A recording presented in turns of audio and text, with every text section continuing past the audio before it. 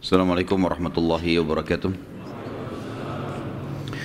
Alhamdulillah, selalu saja kita memuji Tuhan kita Allah subhanahu wa ta'ala, karena memang dengan memujinya segala kebutuhan kita akan dipenuhi olehnya. Dan juga kita panjatkan salam hormat kita, salawat dan taslim kepada Nabi besar Muhammad sallallahu alaihi wasallam sebagai bentuk kepatuhan kepada Sang Pencipta yang telah membacakan salam hormat kepada beliau sebagai ibadah. Saudaraku seiman, kita akan lanjutkan bahasan kita Sirah Nabawi, dan kita akan melanjutkan bahasan yang tadi pagi atau tadi siang tepatnya, pada saat kita sudah selesai menutupnya, tentang beberapa orang-orang Quraisy yang bertauhid. Dan yang terakhir tadi kita bahas adalah surah Ad-Duha, surah yang turun setelah terputusnya wahyu yang ketiga, setelah surah Al-Mudaththir, surah Al-Muzammil, kemudian surah Ad-Duha. Sebelum kita masuk ke masalah dakwah Nabi SAW, sembunyi-sembunyi dan terang-terangan, memang seperti itu judulnya di dalam buku-buku sirah, maka kita akan sebutkan dulu beberapa orang-orang Quraisy yang tidak ikut-ikutan sembah berhala. Jadi teman-teman sekalian, orang-orang Quraisy beriman kepada Allah sebagaimana sudah kita sebutkan tadi. Mayoritas mereka mengenal Allah subhanahu wa ta'ala, tetapi mereka berbuat kemusyrikan.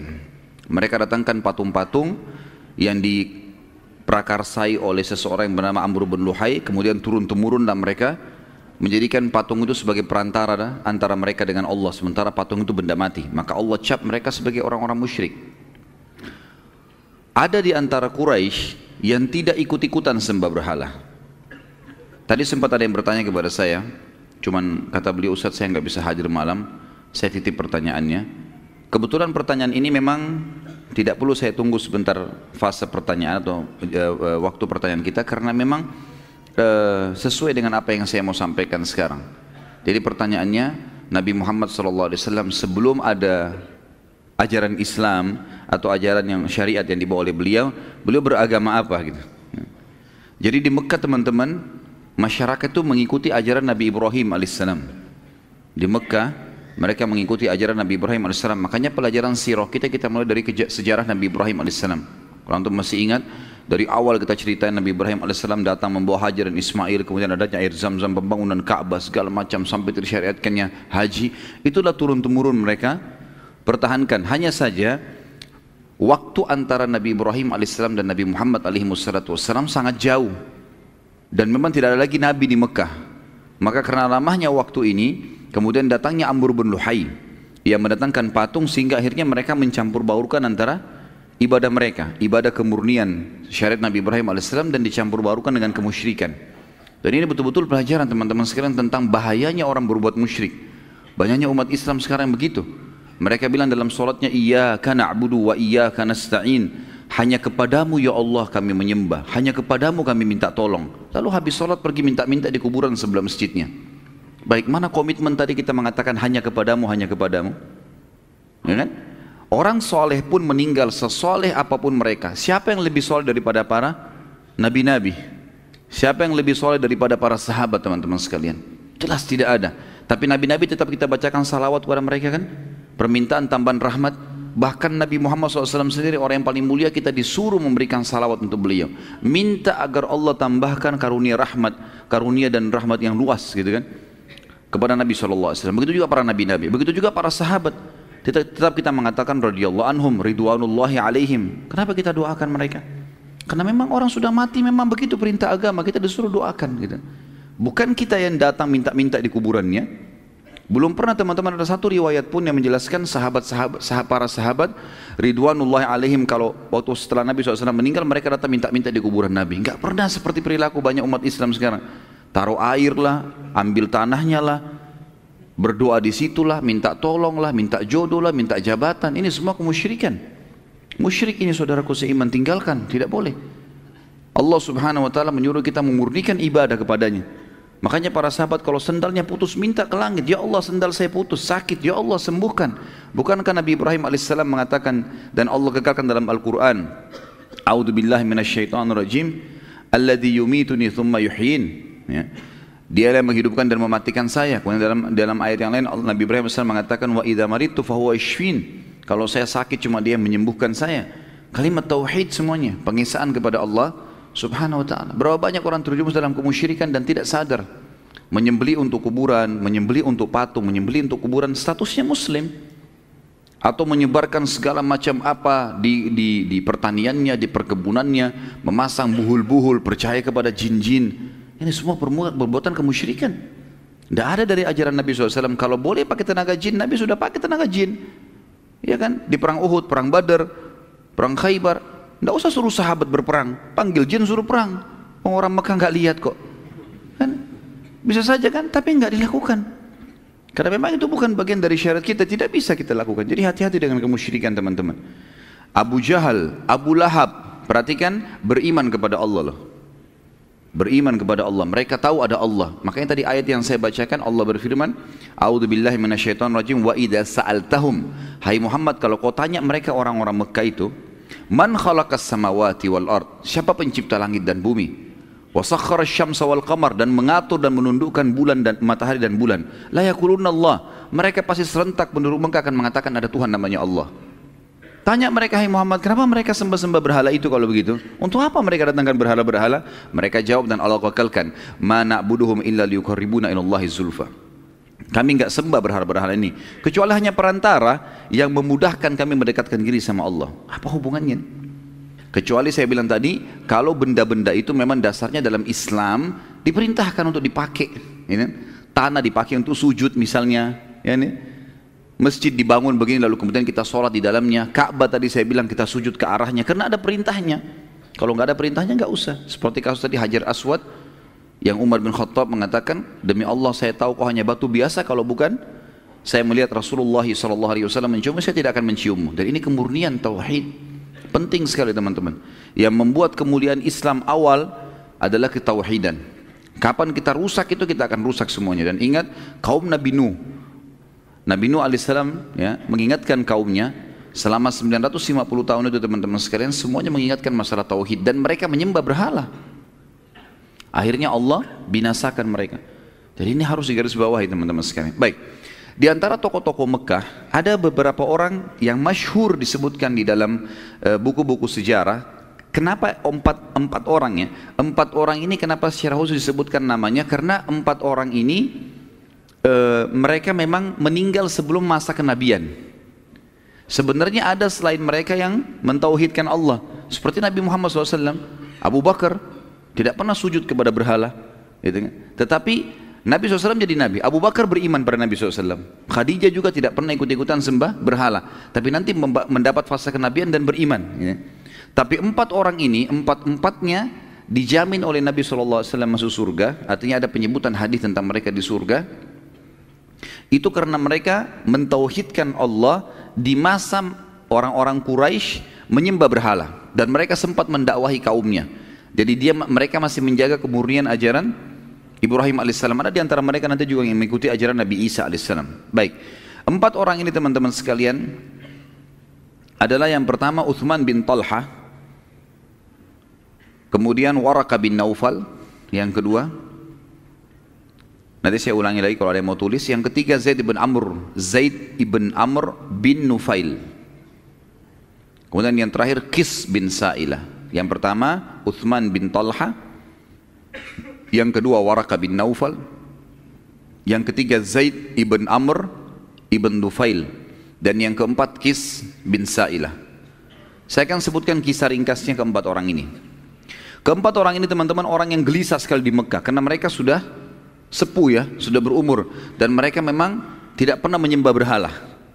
Mereka gelisah melihat orang tawaf telanjang, orang sembah berhala, orang makan bangkai, minum darah, segala macam.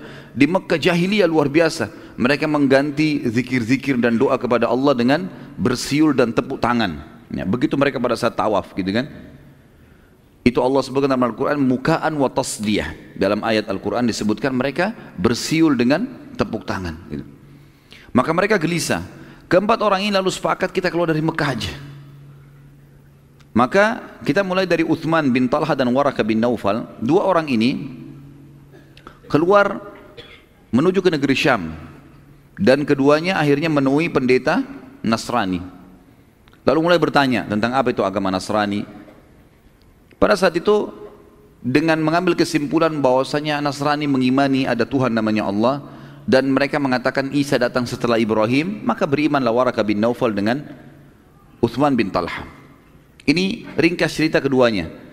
Tentu Uthman bin Talha, saya pribadi tidak menemukan hadis menyebutkan tentang dia, tetapi Waraqah bin Naufal ada. Sebagaimana saya jelaskan tadi, kasus setelah bertemu dengan Nabi SAW, dan dia mengatakan, hai Muhammad, demi Allah yang menemui kau adalah Namusul Akbar, nama lainnya Jibril AS yang telah menemui Musa. Kalau seandainya saya mendapatkan masa kau nanti diobatkan jadi Nabi, sudah diperintahkan berdakwah, maka aku akan jadi penolongmu.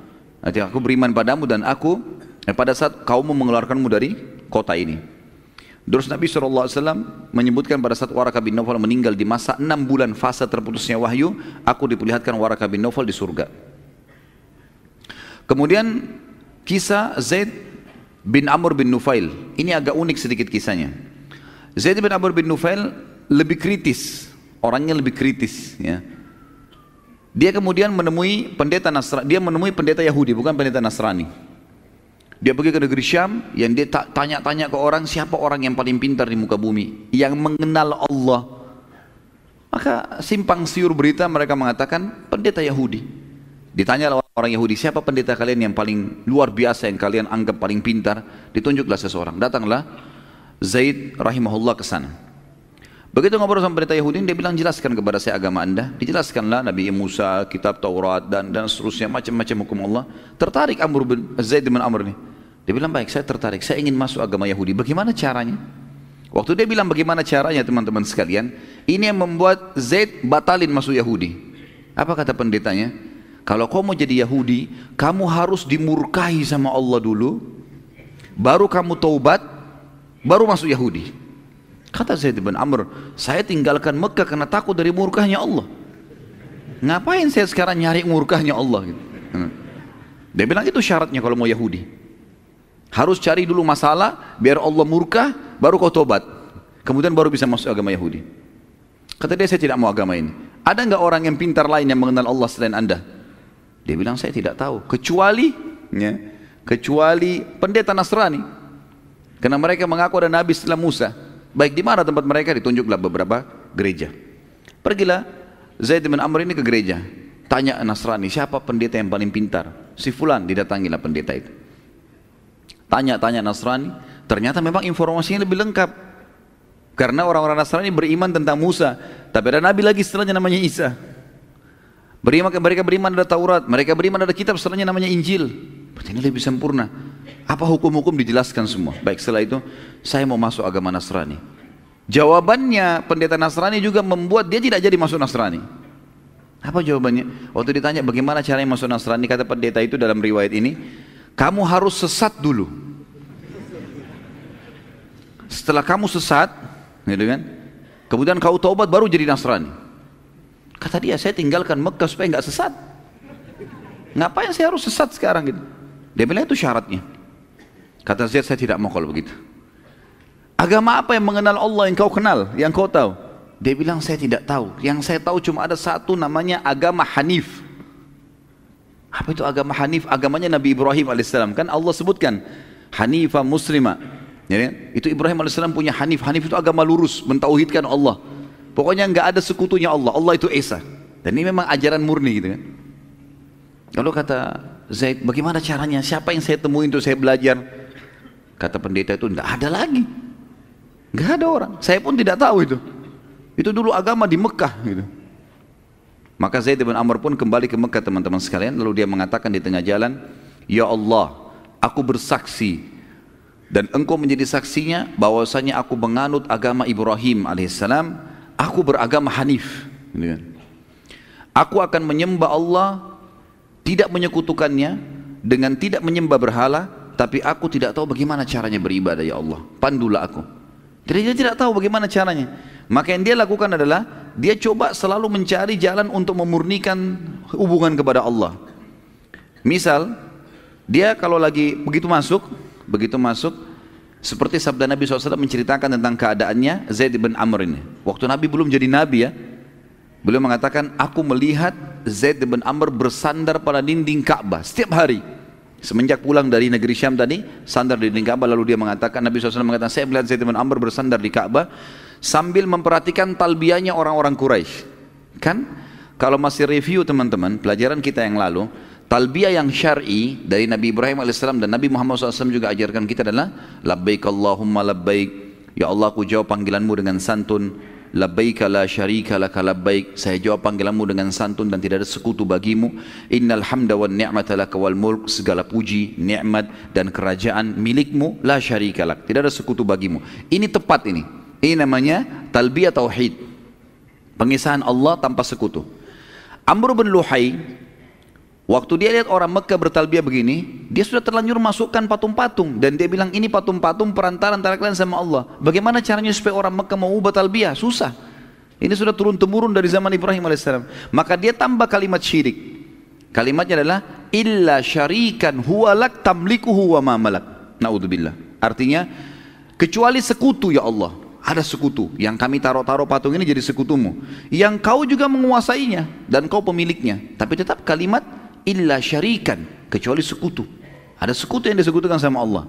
Maka Zaid bin Amr, kata Nabi SAW, berteriak pada saat mereka sudah mengatakan sampai kalimat labbaik Allahumma labbaik, labbaik la syarika laka labbaik, innal hamda wan ni'mata laka wal mulk la syarika lak. Pas di situ sebelum mereka tambah kalimat syiriknya illa syarikan huwa lak, dia berteriak, cukup, cukup, jangan disambung. Selalu dia berkata begitu, berhentilah. Lalu orang-orang Quraisy melempari dia dengan batu, menyuruh Zaid bin Amr rahimahullah untuk meninggalkan tempat itu. Dia juga tidak cukup sampai itu, dia tetap aja dia dakwah, jangan, bertauhidlah kepada Allah. Ini ajaran Nabi Ibrahim, harus hanif, lurus, nggak boleh gitu. Jadi dia coba cari celah di mana yang ada kalimat syirik, maka dia tinggalkan sama dia. Begitu juga dengan orang-orang Quraisy, mereka suka datang membawa sembelihan-sembelihan, lalu kemudian mereka menyembeli untuk patung-patung itu. Ada di antara mereka teman-teman yang menggunakan nama Allah, gitu kan? Pada saat mau menyembeli, mereka menggunakan nama Allah, tapi untuk berhala, gitu kan? Jadi misal orang Islam sekarang menyembeli untuk laut, supaya kapalnya tidak tenggelam, penjaga lautan lah, kan? Untuk apalah, untuk kebun, untuk rumah baru, segala macam. Menyembeli bukan untuk Allah, gitu kan? Walaupun menggunakan nama Allah ini bisa syirik, ya? Karena tujuannya untuk itu, bukan untuk Allah SWT murni. Maka Zaid bin Amr berdiri dekat mereka, jangan sembelih untuk patung-patung ini, sembelihlah. Allah yang menciptakan hewan-hewan ternak itu untuk kalian nikmatin. Kenapa kalian menyembelih untuk berhala? Dan mereka habis disembelih, mereka nggak makan daging itu, dagingnya dibuang aja di situ sampai membusuk di dekatnya berhala itu. Jelas-jelas patung nggak bisa makan, ya rusaklah dagingnya, gitu kan? Tapi begitu yang mereka lakukan. Tapi Zaid bin Amr terus mengingatkan. Sampai akhirnya Zaid bin Amr ini meninggal, dia wafat 5 tahun sebelum penobatan Nabi SAW jadi Nabi. Dan Nabi SAW bersabda dalam hadis sahih, aku melihat Zaid, aku diperlihatkan Zaid mengenakan pakaian-pakaiannya di surga. Juga dalam hadis yang lain, Zaid akan dibangkitkan satu umat. Jadi dia sendiri hari kiamat sendirian. Seperti satu umat sendiri. Artinya dia dipastikan akan selamat dengan izin Allah. Dan Nabi SAW sempat bersahabat sama Zaid, karena Nabi SAW juga tidak sembah berhala. Tapi waktu itu belum ada perintah syariat, belum diobatkan jadi Nabi, gitu kan. Yang terakhir, yang keempat teman-teman sekalian adalah Qis bin Sa'ilah. Qis bin Sa'ilah juga orang yang bertauhid dan tidak syirik. Dan dia lebih dulu berdakwah daripada Zaid bin Amr, daripada Uthman bin Talha, daripada Waraqah bin Naufal. Kalau Uthman bin Talha dan Waraqah bin Naufal, mereka tidak mendakwakan agama Nasrani di Mekah. Mereka cuma ambil buat diri mereka sendiri, gitu kan. Kalau Zaid bin Amr, dia menjalankan agama Ibrahim alaihissalam. Dan Qis bin Sa'ilah juga bertauhid, tapi dia tidak menyatakan agama apa yang dia pegangi. Dia cuma berjalan dengan apa yang sudah dianggap bagian daripada syariat Ibrahim alaihissalam di Mekah. Karena dia sering melakukan atau melarang orang-orang menyembah berhala, menyembelih seperti Zaid bin Amr tadi, maka dia diusir dari Mekah. Waktu dia diusir dari Mekah, maka dia pun hidup di padang pasir. Dalam beberapa athar disebutkan kalau Qis bin Sa'ilah ini orangnya sangat dewasa, bijaksana, dan kadang-kadang orang Mekah kalau punya masalah bertanya kepada dia. Saking seringnya dia hidup di padang pasir dan sendirian, maka dia hidup bersama dengan uhush dalam bahasa Arab, dalam buku-buku sirah, atau sama hewan-hewan liar Sampai dikatakan dalam salah satu kisah, beberapa orang Mekah pernah mau bertanya sama dia, minta pendapatnya. Dia sedang minum di genangan air bersama singa-singa, gitu kan. Dan pada saat itu dia sempat memukul beberapa ekor singa sambil mengatakan, berikan temanmu minuman. Jadi saking seringnya sudah hidup sama hewan-hewan ini. Dia tinggal 2 dari Mekah. Itu yang dinukil daripada atau dari kisah-kisah bin Sa'ilah. Dan juga ini sama dengan Uthman bin Talha yang tidak disebutkan atau tidak saya temukan. Saya pribadi ya, bahwasanya Nabi SAW bersabda mereka di surga. Tapi yang 2 tadi jelas-jelas ada hadisnya. Walaupun sebagian ulama mengatakan keempat nama ini karena mereka bertauhid atau yang 2-nya mengikuti ajaran Isa alaihissalam selama mereka tidak menyekutukan Allah. Dan kita tahu sebelum Nabi Muhammad SAW setiap Nabi diutus untuk wilayah masing-masing. Misal Mekah, Nabi Ibrahim alaihissalam. Penduduk Mekah walaupun di sana keluar Isa di Bani Israel, mereka cukup ikuti namanya ajaran Nabi Ibrahim alaihissalam. Mereka nggak perlu ikutin Injil. Tapi kalau ada di antara mereka yang mau pergi ke negeri Syam beriman, itu nggak ada masalah. Mereka ikuti syariatnya karena nabi-nabi sebelum Nabi Muhammad SAW khusus untuk wilayahnya saja. Jadi kalau orang wilayah itu beriman pada nabi itu, jalankan syariatnya sudah cukup.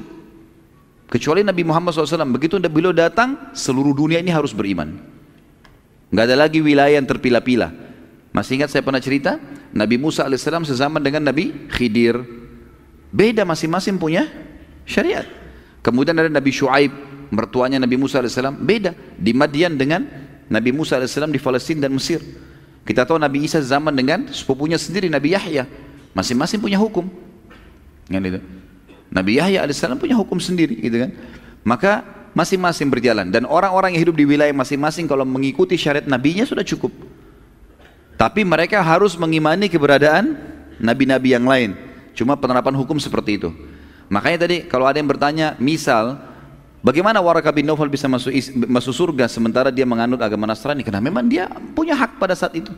Pada saat itu orang bisa mendatangi wilayah di mana ada Nabi lalu dia beriman padanya, menjalankan syariatnya. Nah, seperti itulah sebelum Nabi SAW.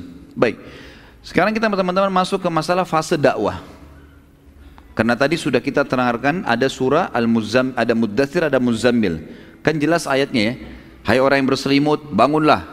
Nah, disuruh Nabi SAW menyampaikan dakwah. Turunlah beberapa hukum-hukum syariat. Walaupun teman-teman sekalian fase dakwah Nabi SAW 13 tahun di Mekah dikenal dengan fase Makkiyah, dan ada 10 tahun di mana dikenal dengan fase Madinah. Ya, kalau ayat dikatakan ayat Makkiyah dan ayat Madaniyah. Ya, kalau teman-teman baca dalam Al-Quran terjemahan ada ayat-ayat Makkiyah, maksudnya ayat yang dari kota turun di kota Mekah dan atau fase Mekah, dan ayat-ayat Madaniyah berarti yang turun di Madinah. Umumnya ayat-ayat Al-Quran yang turun di Mekah itu berisi tentang kisah-kisah umat sebelum kita, kan? Kisah-kisah tentang surga dan neraka, siksa kubur, gitu. Ini semua isinya itu, peringatan-peringatan seperti ini. Jadi belum mencakup hukum-hukum syar'i, kecuali sebagian kecil. Kalau ayat-ayat Madaniyah yang di Madinah itu semuanya hukum.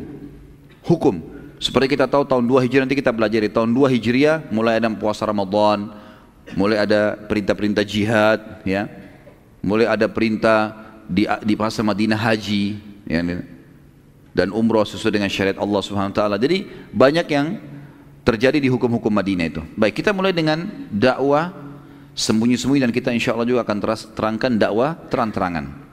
Setelah turun surah Muzammil, Nabi SAW mulai berdakwah, dan pada paling awal beliau dakwahi adalah istrinya tercinta Khadijah radhiyallahu anha. Dan Khadijah tidak ragu, kemudian langsung menerima Islam dan ia wanita pertama yang menganut Islam. Kemudian Nabi SAW mendatangi anak angkatnya, tadi saya sempat singgung namanya Zaid bin Harithah, ya, atau sahayanya. Beliau seorang budak yang dihadiahkan Khadijah radhiyallahu anha untuk Nabi SAW pada saat menikah. Sebelum Zaid bebas, sebelum masuk dalam keterbudakan, tadi kalau masih ingat ceritanya, beliau adalah anak kepala suku, gitu kan? Dan ayahnya bernama Harithah. Kemudian suku Harithah dan suku lain berperang, lalu kemudian kalah. Pada saat kalah, Zaid ditawan oleh musuh, kemudian diperjualbelikan di pasar sampai tiba di pasar Mekah, dibeli oleh Khadijah. Khadijah hadiahkan kepada Nabi SAW. Harithah mendengar, cari tahu anaknya di mana, sampai mendengar kalau itu ada di tangan Nabi SAW, di tangan seorang tokoh Mekah namanya Muhammad. Belum Nabi jadi Nabi ini kan. Kemudian dia datang dan berkata, hai Muhammad, anak saya Zaid ini adalah orang yang bebas, bukan budak. Berapapun kau minta tebusannya saya akan bayar. Karena dia orang bebas dulu, suku saya berperang dan kalah. Kata Nabi SAW, tidak usah bayar. Tanya Zaid, kalau Zaid pilih kamu, silahkan, dia bebas. Kalau dia pilih saya, kau harus bisa menerimanya. Kata Haritha, baiklah. Datanglah kepada, kata dia, sangat bijaksana. Lalu dia datangi anaknya. Hai Zaid, tinggal kau pilih saja ayahmu, kau akan kembali kepada sukumu, kau akan menjadi pengganti ayahmu menjadi kepala suku. Muhammad sangat bijaksana. Atau kau pilih Muhammad tetap dalam keterbudakan. Kata dia, tidak, demi Allah, aku tidak akan pernah mendahulukan atau mengedepankan siapapun atas Muhammad. Dalam riwayat lain dikatakan, aku tidak akan mendapatkan siapapun yang berperilaku seperti baiknya Muhammad padaku. Jadi sampai kebaikan ayahnya pun dia lupakan, gitu kan? Karena baiknya Nabi SAW. Dan ulama mengatakan ini tentu ada hikmah-hikmah syar'i. Ya. Ada hikmah syar'i. Ini bukan masuk dalam bab durhaka dengan orang tua, tidak. Karena Zaid bukan niat durhaka. Zaid niat untuk menerima pilihan dari ayahnya. Ikut sama Muhammad tetap budak, atau kau ikut saya menjadi anak kepala suku. Jadi dia tidak menolak ayahnya, tapi dia disuruh pilih. Maka dia lebih memilih tinggal bersama Nabi SAW. Dari semenjak kisah itu maka Zaid diganti namanya dari Zaid bin Haritha menjadi Zaid bin Muhammad, sampai turun firman Allah Subhanahu wa taala dalam surah Al-Ahzab surah nomor 33 ayat 40. A'udzu billahi minasyaitonir rajim. Ma kana Muhammadun aba hadin min rijalikum walakin Rasulullah wa khataman nabiyyin wa kana Allah bikulli syai'in alima. Muhammad bukanlah sekali-kali bapak seseorang di antara kalian, tetapi dia adalah Rasulullah dan penutup para nabi-nabi, dan Allah maha mengetahui segala sesuatunya. Ayat tadi ini teman-teman melarang penisbatan nama selain ayah sendiri pada seseorang. Makanya Zaid dikembalikan namanya menjadi Zaid bin Haritha. Dan saya sudah sebutkan tadi, termasuk tidak boleh istri mengganti nama ayahnya, walaupun ayah itu orang kafir. Walaupun ayah itu orang kafir. Kita tahu Abu Talib meninggal dalam keadaan kufur, tapi Ali bin Abi Thalib, gitu kan? Jelas tetap aja. Khattab, ayahnya Umar, setahu saya meninggal dalam keadaan kufur, maka Umar bin Khattab tetap nisbat namanya. Dan banyak yang lain seperti itu, banyak yang lain, ya. Yang memang mereka meninggal dalam keadaan kufur, tapi tidak ada penghapusan penisbatan nama, karena itu kuasa Allah Subhanahu wa taala. Zaid bin Haritha tumbuh di rumah Nabi SAW, dan pada saat perintah dakwah datang, dia langsung beriman pada risalah Nabi SAW, dan dialah sahaya pertama yang masuk Islam setelah tadi Khadijah adalah wanita pertama. Kemudian orang yang ketiga yang masuk Islam adalah sepupu Nabi SAW yang diambil oleh Nabi SAW, tinggal di rumahnya, namanya Ali bin Abi Thalib radhiyallahu anhu. Dan ini ada kisahnya sendiri. Nabi SAW dulu, sebagaimana saya ceritakan teman-teman, pada saat Abdul Muttalib kakeknya meninggal di umur 8 tahun, maka Abu Talib mengambil Nabi SAW dan tinggal di rumahnya sampai menikah dengan Khadijah. Dari umur 8 tahun sampai umur 25 tahun tinggal bersama Abu Talib. Tetapi setelah dia berbisnis SAW di umur 21 tahun, beliau sudah mulai membantu pamannya, sudah tidak lagi bergantung, gitu kan. Dan ada cerita yang sampaikan kalau masih ingat, baginda Nabi SAW adalah memiliki akhlak yang sangat mulia. Di rumah Abu Talib karena sibuk mengurus dari suku Abdiddar, mengurus Ka'bah. Kalau dia punya uang sedikit dihabisin untuk mengurus Ka'bah, gitu kan. Jadi dia miskin, dia nggak punya apa-apa. Jadi kalau disiapin makanan dikeroyokin sama anak-anaknya yang cukup banyak. Maka Nabi SAW tidak ikut-ikutan, tidak pernah berebut makanan di situ. Akhirnya kata Abu Talib kepada istrinya, kalau kau siapin makan, buatkan sendiri buat Muhammad, karena Muhammad tidak berebut sama mereka. Kadang-kadang Nabi SAW sampai berhari-hari kelaparan karena tidak dapat makanan. Nah, untuk membalas jasa pamannya sekarang, setelah beliau menikah, sudah punya kemampuan, beliau mendatangi pamannya yang lain bernama Abbas, yang nanti masuk Islam radhiyallahu anhu, ayahnya Abdullah bin Abbas, ya. Dia mengatakan, wahai paman, kayaknya pamanku yang satu Abu Talib, kita tahu keadaannya, anaknya banyak, keadaan ekonominya miskin. Bagaimana kalau kita ambil anak-anaknya, supaya anak-anaknya meringankan bebannya Abu Talib. Kata Abbas, pemikiran yang bagus. Abbas bilang, Muhammad SAW mengatakan, saya ambil satu, anda ambil satu, siapa ambil satu, keluarga bagi deh, kita hidupkan. Tetap dia bertemu sama ayahnya, tapi kita yang biayai hidupnya, tinggal serumah dengan kita. Maka pada saat itu mereka menyampaikan hajatnya kepada Abu Talib. Abu Talib mengatakan, kalau kalian meninggalkan untuk saya Aqil ini anak tertuanya, maka yang lain silakan ambil, nggak masalah. Yang penting Aqil tinggal bersama saya. Maka Nabi SAW pun memilih Ali bin Abi Thalib. Dan ini satu karunia yang besar sekali dari Allah yang maha tinggi dan maha pemurah untuk Ali radhiyallahu anhu. bagaimana dia hidup di rumah Nabi SAW, di rumah kenabian, ya. Dan nanti Nabi SAW pun juga menikahkan dia dengan anak Nabi SAW, Fatimah, yang sudah masyhur tentunya. Kemudian setelah selesai itu Nabi SAW juga mengajak anak-anaknya sendiri, semua perempuan, Ruqayyah, Ummu Kalthum, Zainab dan juga Fatimah radhiyallahu anhunna, mereka semua langsung terima kenabian ayahnya. Lalu Nabi SAW tidak menunda, subhanallah, di hari itu juga. Dan ini ciri orang beriman, kalau sudah tahu kebenaran, sudah tahu dalilnya, sampaikan, jangan ditunda. Kita nggak tahu umur, sampaikan tentang sholat, sampaikan tentang apa saja yang kita jelas ilmunya, nggak salah, sampaikan saja. Karena itu jadi amal jariah buat kita, dan ilmu itu adalah amal jariah yang luar biasa. Karena sekali kita ajarkan ke orang, dia faham sampai mati tuh. Dia amalkan atau tidak amalkan, minimal dia sudah faham. Apalagi kalau diamalkan sama dia, apalagi kalau diajarkan ke orang lain, gitu kan? Maka Nabi SAW langsung keluar rumah dan menemui sahabat paling terdekat dengan beliau, yaitu Abu Bakar radhiyallahu anhu. Dan Abu Bakar namanya adalah Abdullah bin Abi Quhafah. Abu Bakar julukannya, kunyanya, tapi namanya Abdullah bin Abi Quhafah radhiyallahu anhu, sahabat yang sangat luar biasa. Datanglah Nabi SAW lalu mengatakan, wahai Abu Bakar, saya adalah utusan Allah, telah datang wahyu, datang begini, ceritain semua. Kata Abu Bakar, ya engkau adalah utusan Allah. Asyhadu an la ilaha illallah wa anna Muhammadar Rasulullah. Spontan. Sampai kata Nabi SAW, tidak ada orang yang aku ajak Islam. Maksudnya bukan Khadijah, bukan Ali, bukan Zaid, bukan tadi orang-orang yang pertama. Setelah Abu Bakar, tidak ada orang yang aku ajak setelah Abu Bakar masuk Islam kecuali bertanya. Melainkan Abu Bakar tidak pakai bertanya, langsung saja syahadat. Setelah itu Abu Bakar sangat cerdas, bertanya kepada Nabi SAW, ya Rasulullah, tadinya panggil Muhammad, sahabat dekatnya. Tahu utusan Allah, mengatakan, wahai utusan Allah, ya Rasulullah, apa yang anda perintahkan sama saya ini? Ini saya sudah tahu kebenaran, apa yang saya harus lakukan? Kata Nabi SAW, sebarkan semampumu. Baik ya Rasulullah. Keluar Nabi SAW dari Abu Bakar. Abu Bakar nggak pakai tunggu teman-teman, hari itu juga keluar cari teman-teman dekatnya. Dan orang yang paling dekat dengan Abu Bakar adalah Utsman bin Affan. Datangi Utsman bin Affan, hai Utsman begini-begini, syahadat. Dan ini luar biasa ya, berarti semua perbuatannya Utsman dari pertama syahadat sampai menjadi khalifah, Abu Bakar panen pahalanya. Ini perilaku yang luar biasa teman-teman, jangan tunda. Teman-teman pedagang sudah tahu di pengajian, sebarkan pengajian itu di pasar. Yang kerja di kantor, sebarkan di kantor. Kalau mereka berubah mengerjakan teman-teman sekalian, maka itu luar biasa, sebarkan ke keluarga. Kebaikan-kebaikan, jangan tunda. Jangan kasih peluang orang lain yang melakukannya, karena kita membutuhkan itu. Jangan sibuk anak-anak kita terus sekolah yang kita andalkan. Antum punya andil apa? Gitu. Didik mereka, ajarkan mereka kebaikan-kebaikan. Jangan cuma sekolah kita andalkan, karena kita juga butuh amal jariah dari mereka, gitu kan?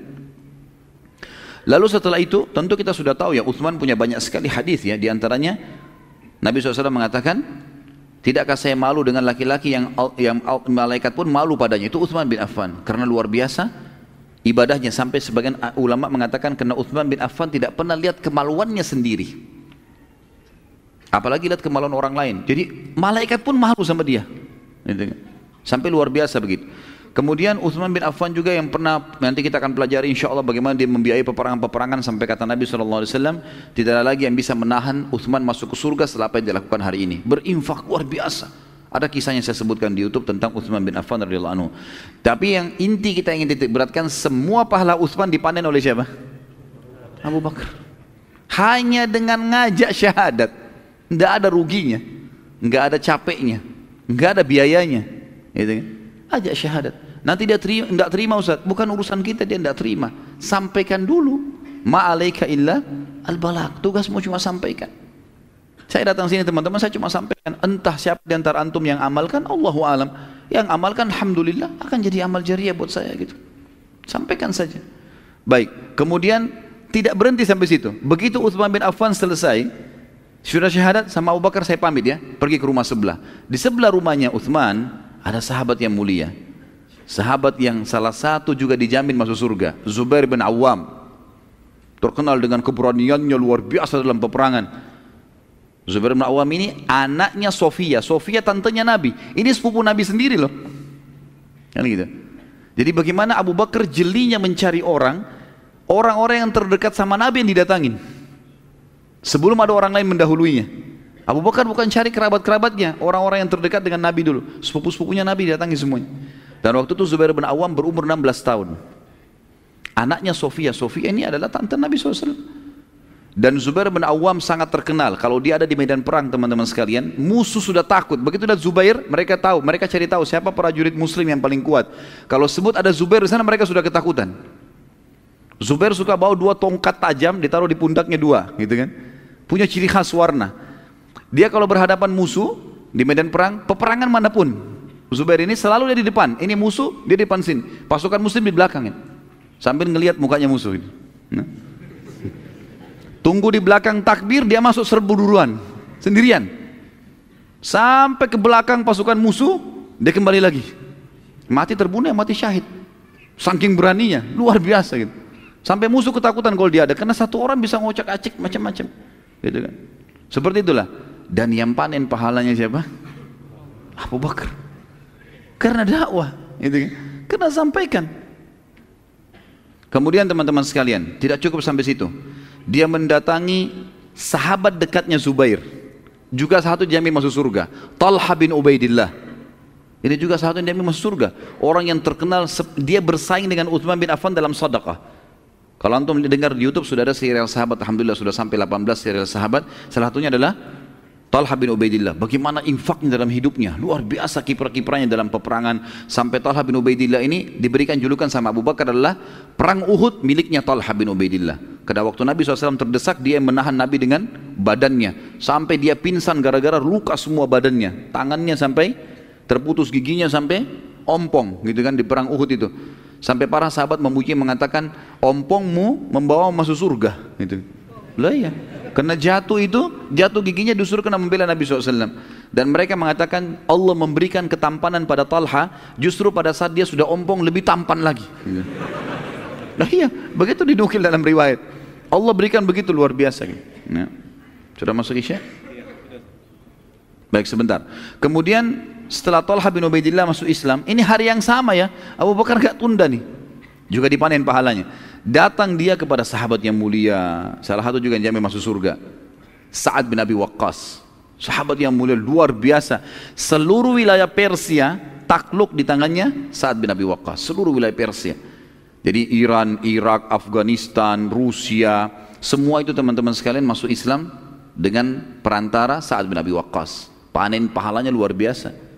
Puluhan jutaan orang masuk Islam, dan ulama-ulama kita tahu seperti Imam Abu Hanifah di sana, ya kan? Kemudian kita tahu juga Imam Ahmad juga di sana di Irak.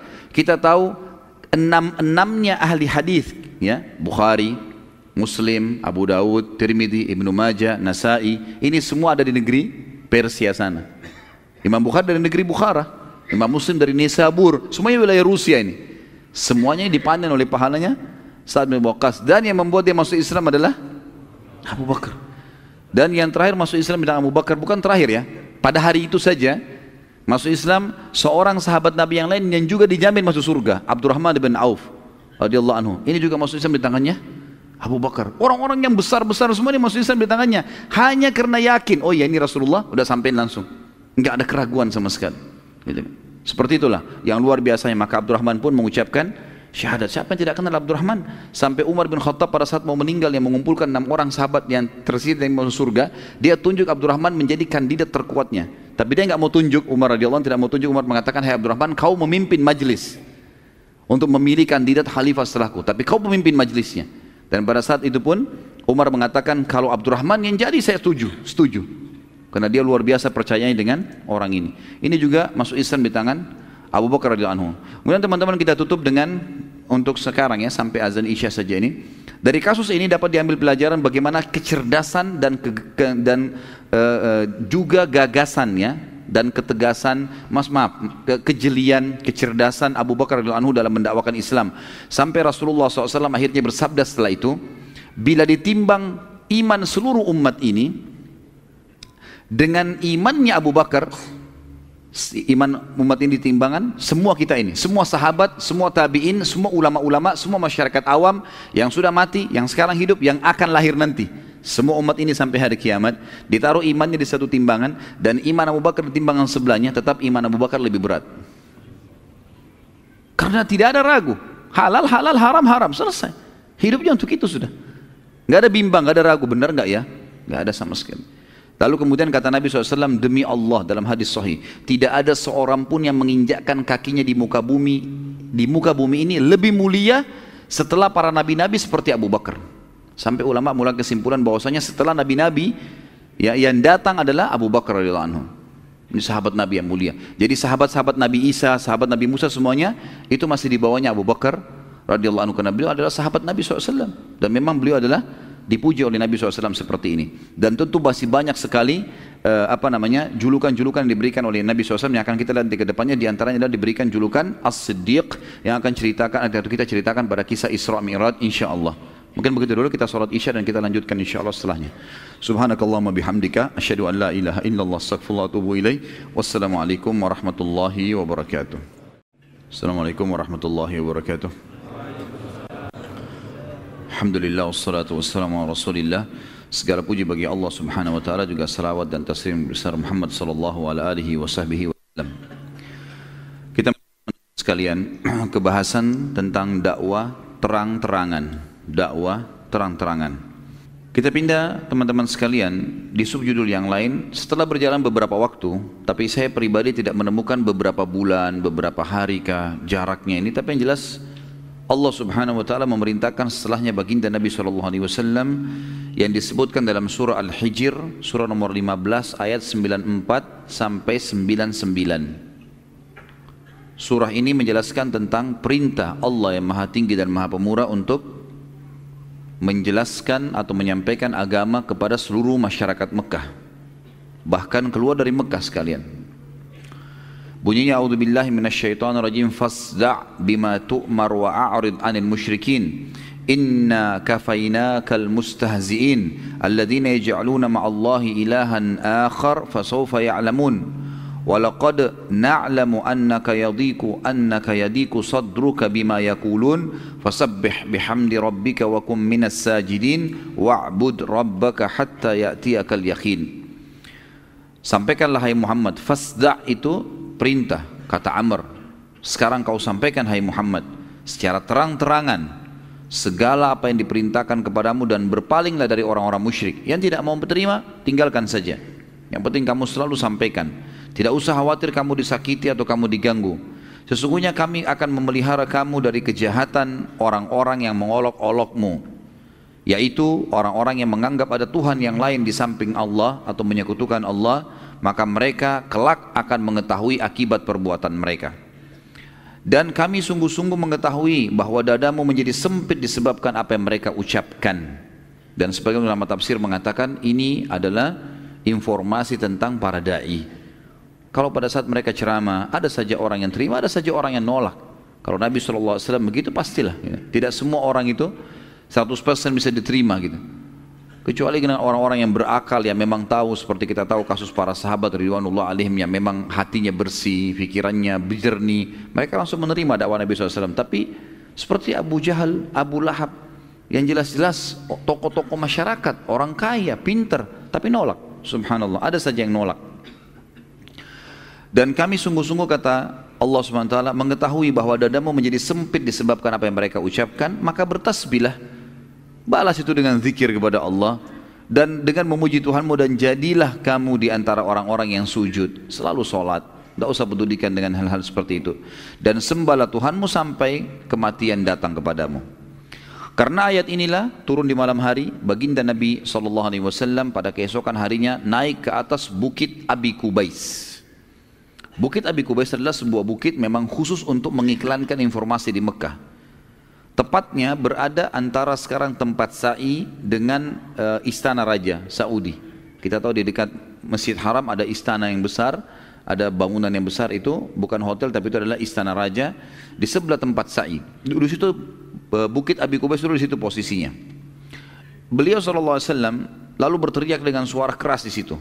Wa sabaha, wa sabaha.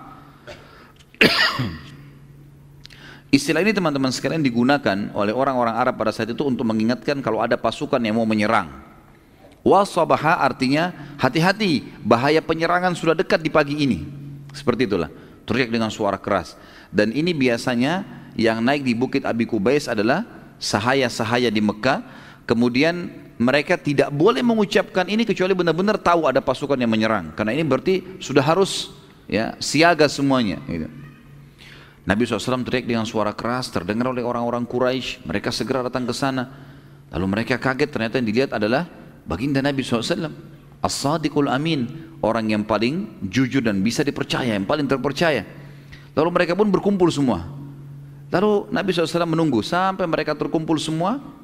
Masyarakat Mekah, lalu Nabi SAW mengatakan, wahai Quraisy, bagaimana bila aku mengatakan pada kalian bahwa di belakang bukit ini, gunung yang ada pada saat itu As-Suwaida, gunung di Mekah, dekat pintu gerbang Mekah, di belakang bukit ini terdapat pasukan yang akan menyerang kalian sekarang. Apakah kalian percaya dengan saya? Atau percaya dengan aku? Serentak semuanya mengatakan, semuanya berkata pada saat itu, tentu. Karena kami belum pernah sekalipun mendapatkan engkau berbohong. Dan ini kesaksian orang-orang Quraisy. Ini juga penjagaan Allah yang Maha Tinggi dan Maha Purna terhadap baginda Nabi SAW, karena beliau tidak pernah berbohong semasa hidupnya. Sama sekali, satu kali pun tidak pernah, walaupun bercanda. Maka Nabi SAW mengatakan, sudah tanya, dan mereka mengatakan, tentu kami akan percaya. Semuanya bilang serentak, karena kami belum pernah temukan kamu bohong.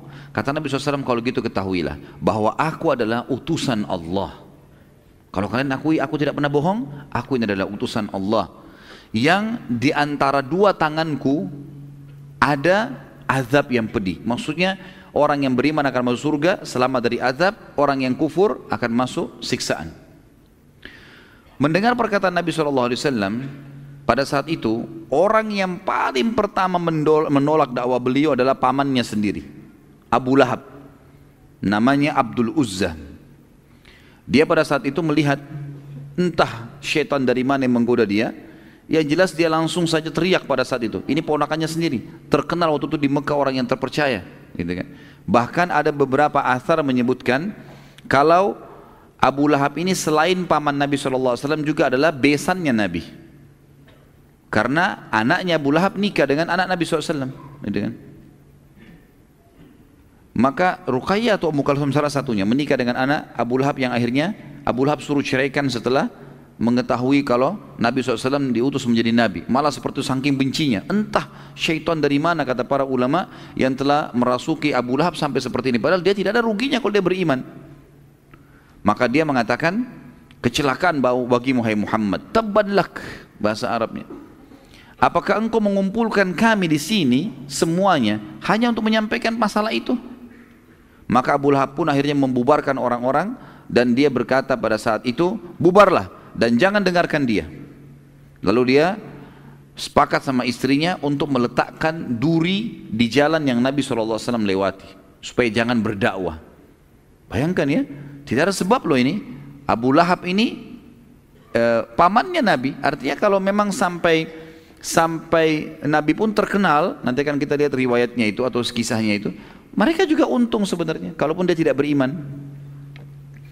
Maka turunlah pada saat itu langsung spontan di bukit Abi Qubais wahyu Allah surah Al-Lahab, karena perilaku Abu Lahab ini, gitu kan. Dan langsung pada saat itu, karena dia orang yang pertama menolak dakwah, diklaim, dicap oleh Allah ahli neraka. Ini orang sampai mati gak bakal masuk Islam, mustahil. Memang sudah begitu, Allah sudah tahu, maka dikekalkan dalam Al-Quran. Surah Al-Lahab, surah nomor 111, ayat 1 sampai ayat 5, yang sudah kita hafal tentu. A'udzubillahi minasyaitonirrajim. Tabbat yada abi lahabin wa tab, ma agna anhu maluhu wa ma kasab. Tab itu adalah celaka, binasa, kedua tangannya Abu Lahab, dan sesungguhnya pasti dia akan binasa. Tidak akan bermanfaat seluruh harta benda yang dia telah kumpulkan dan usahakan.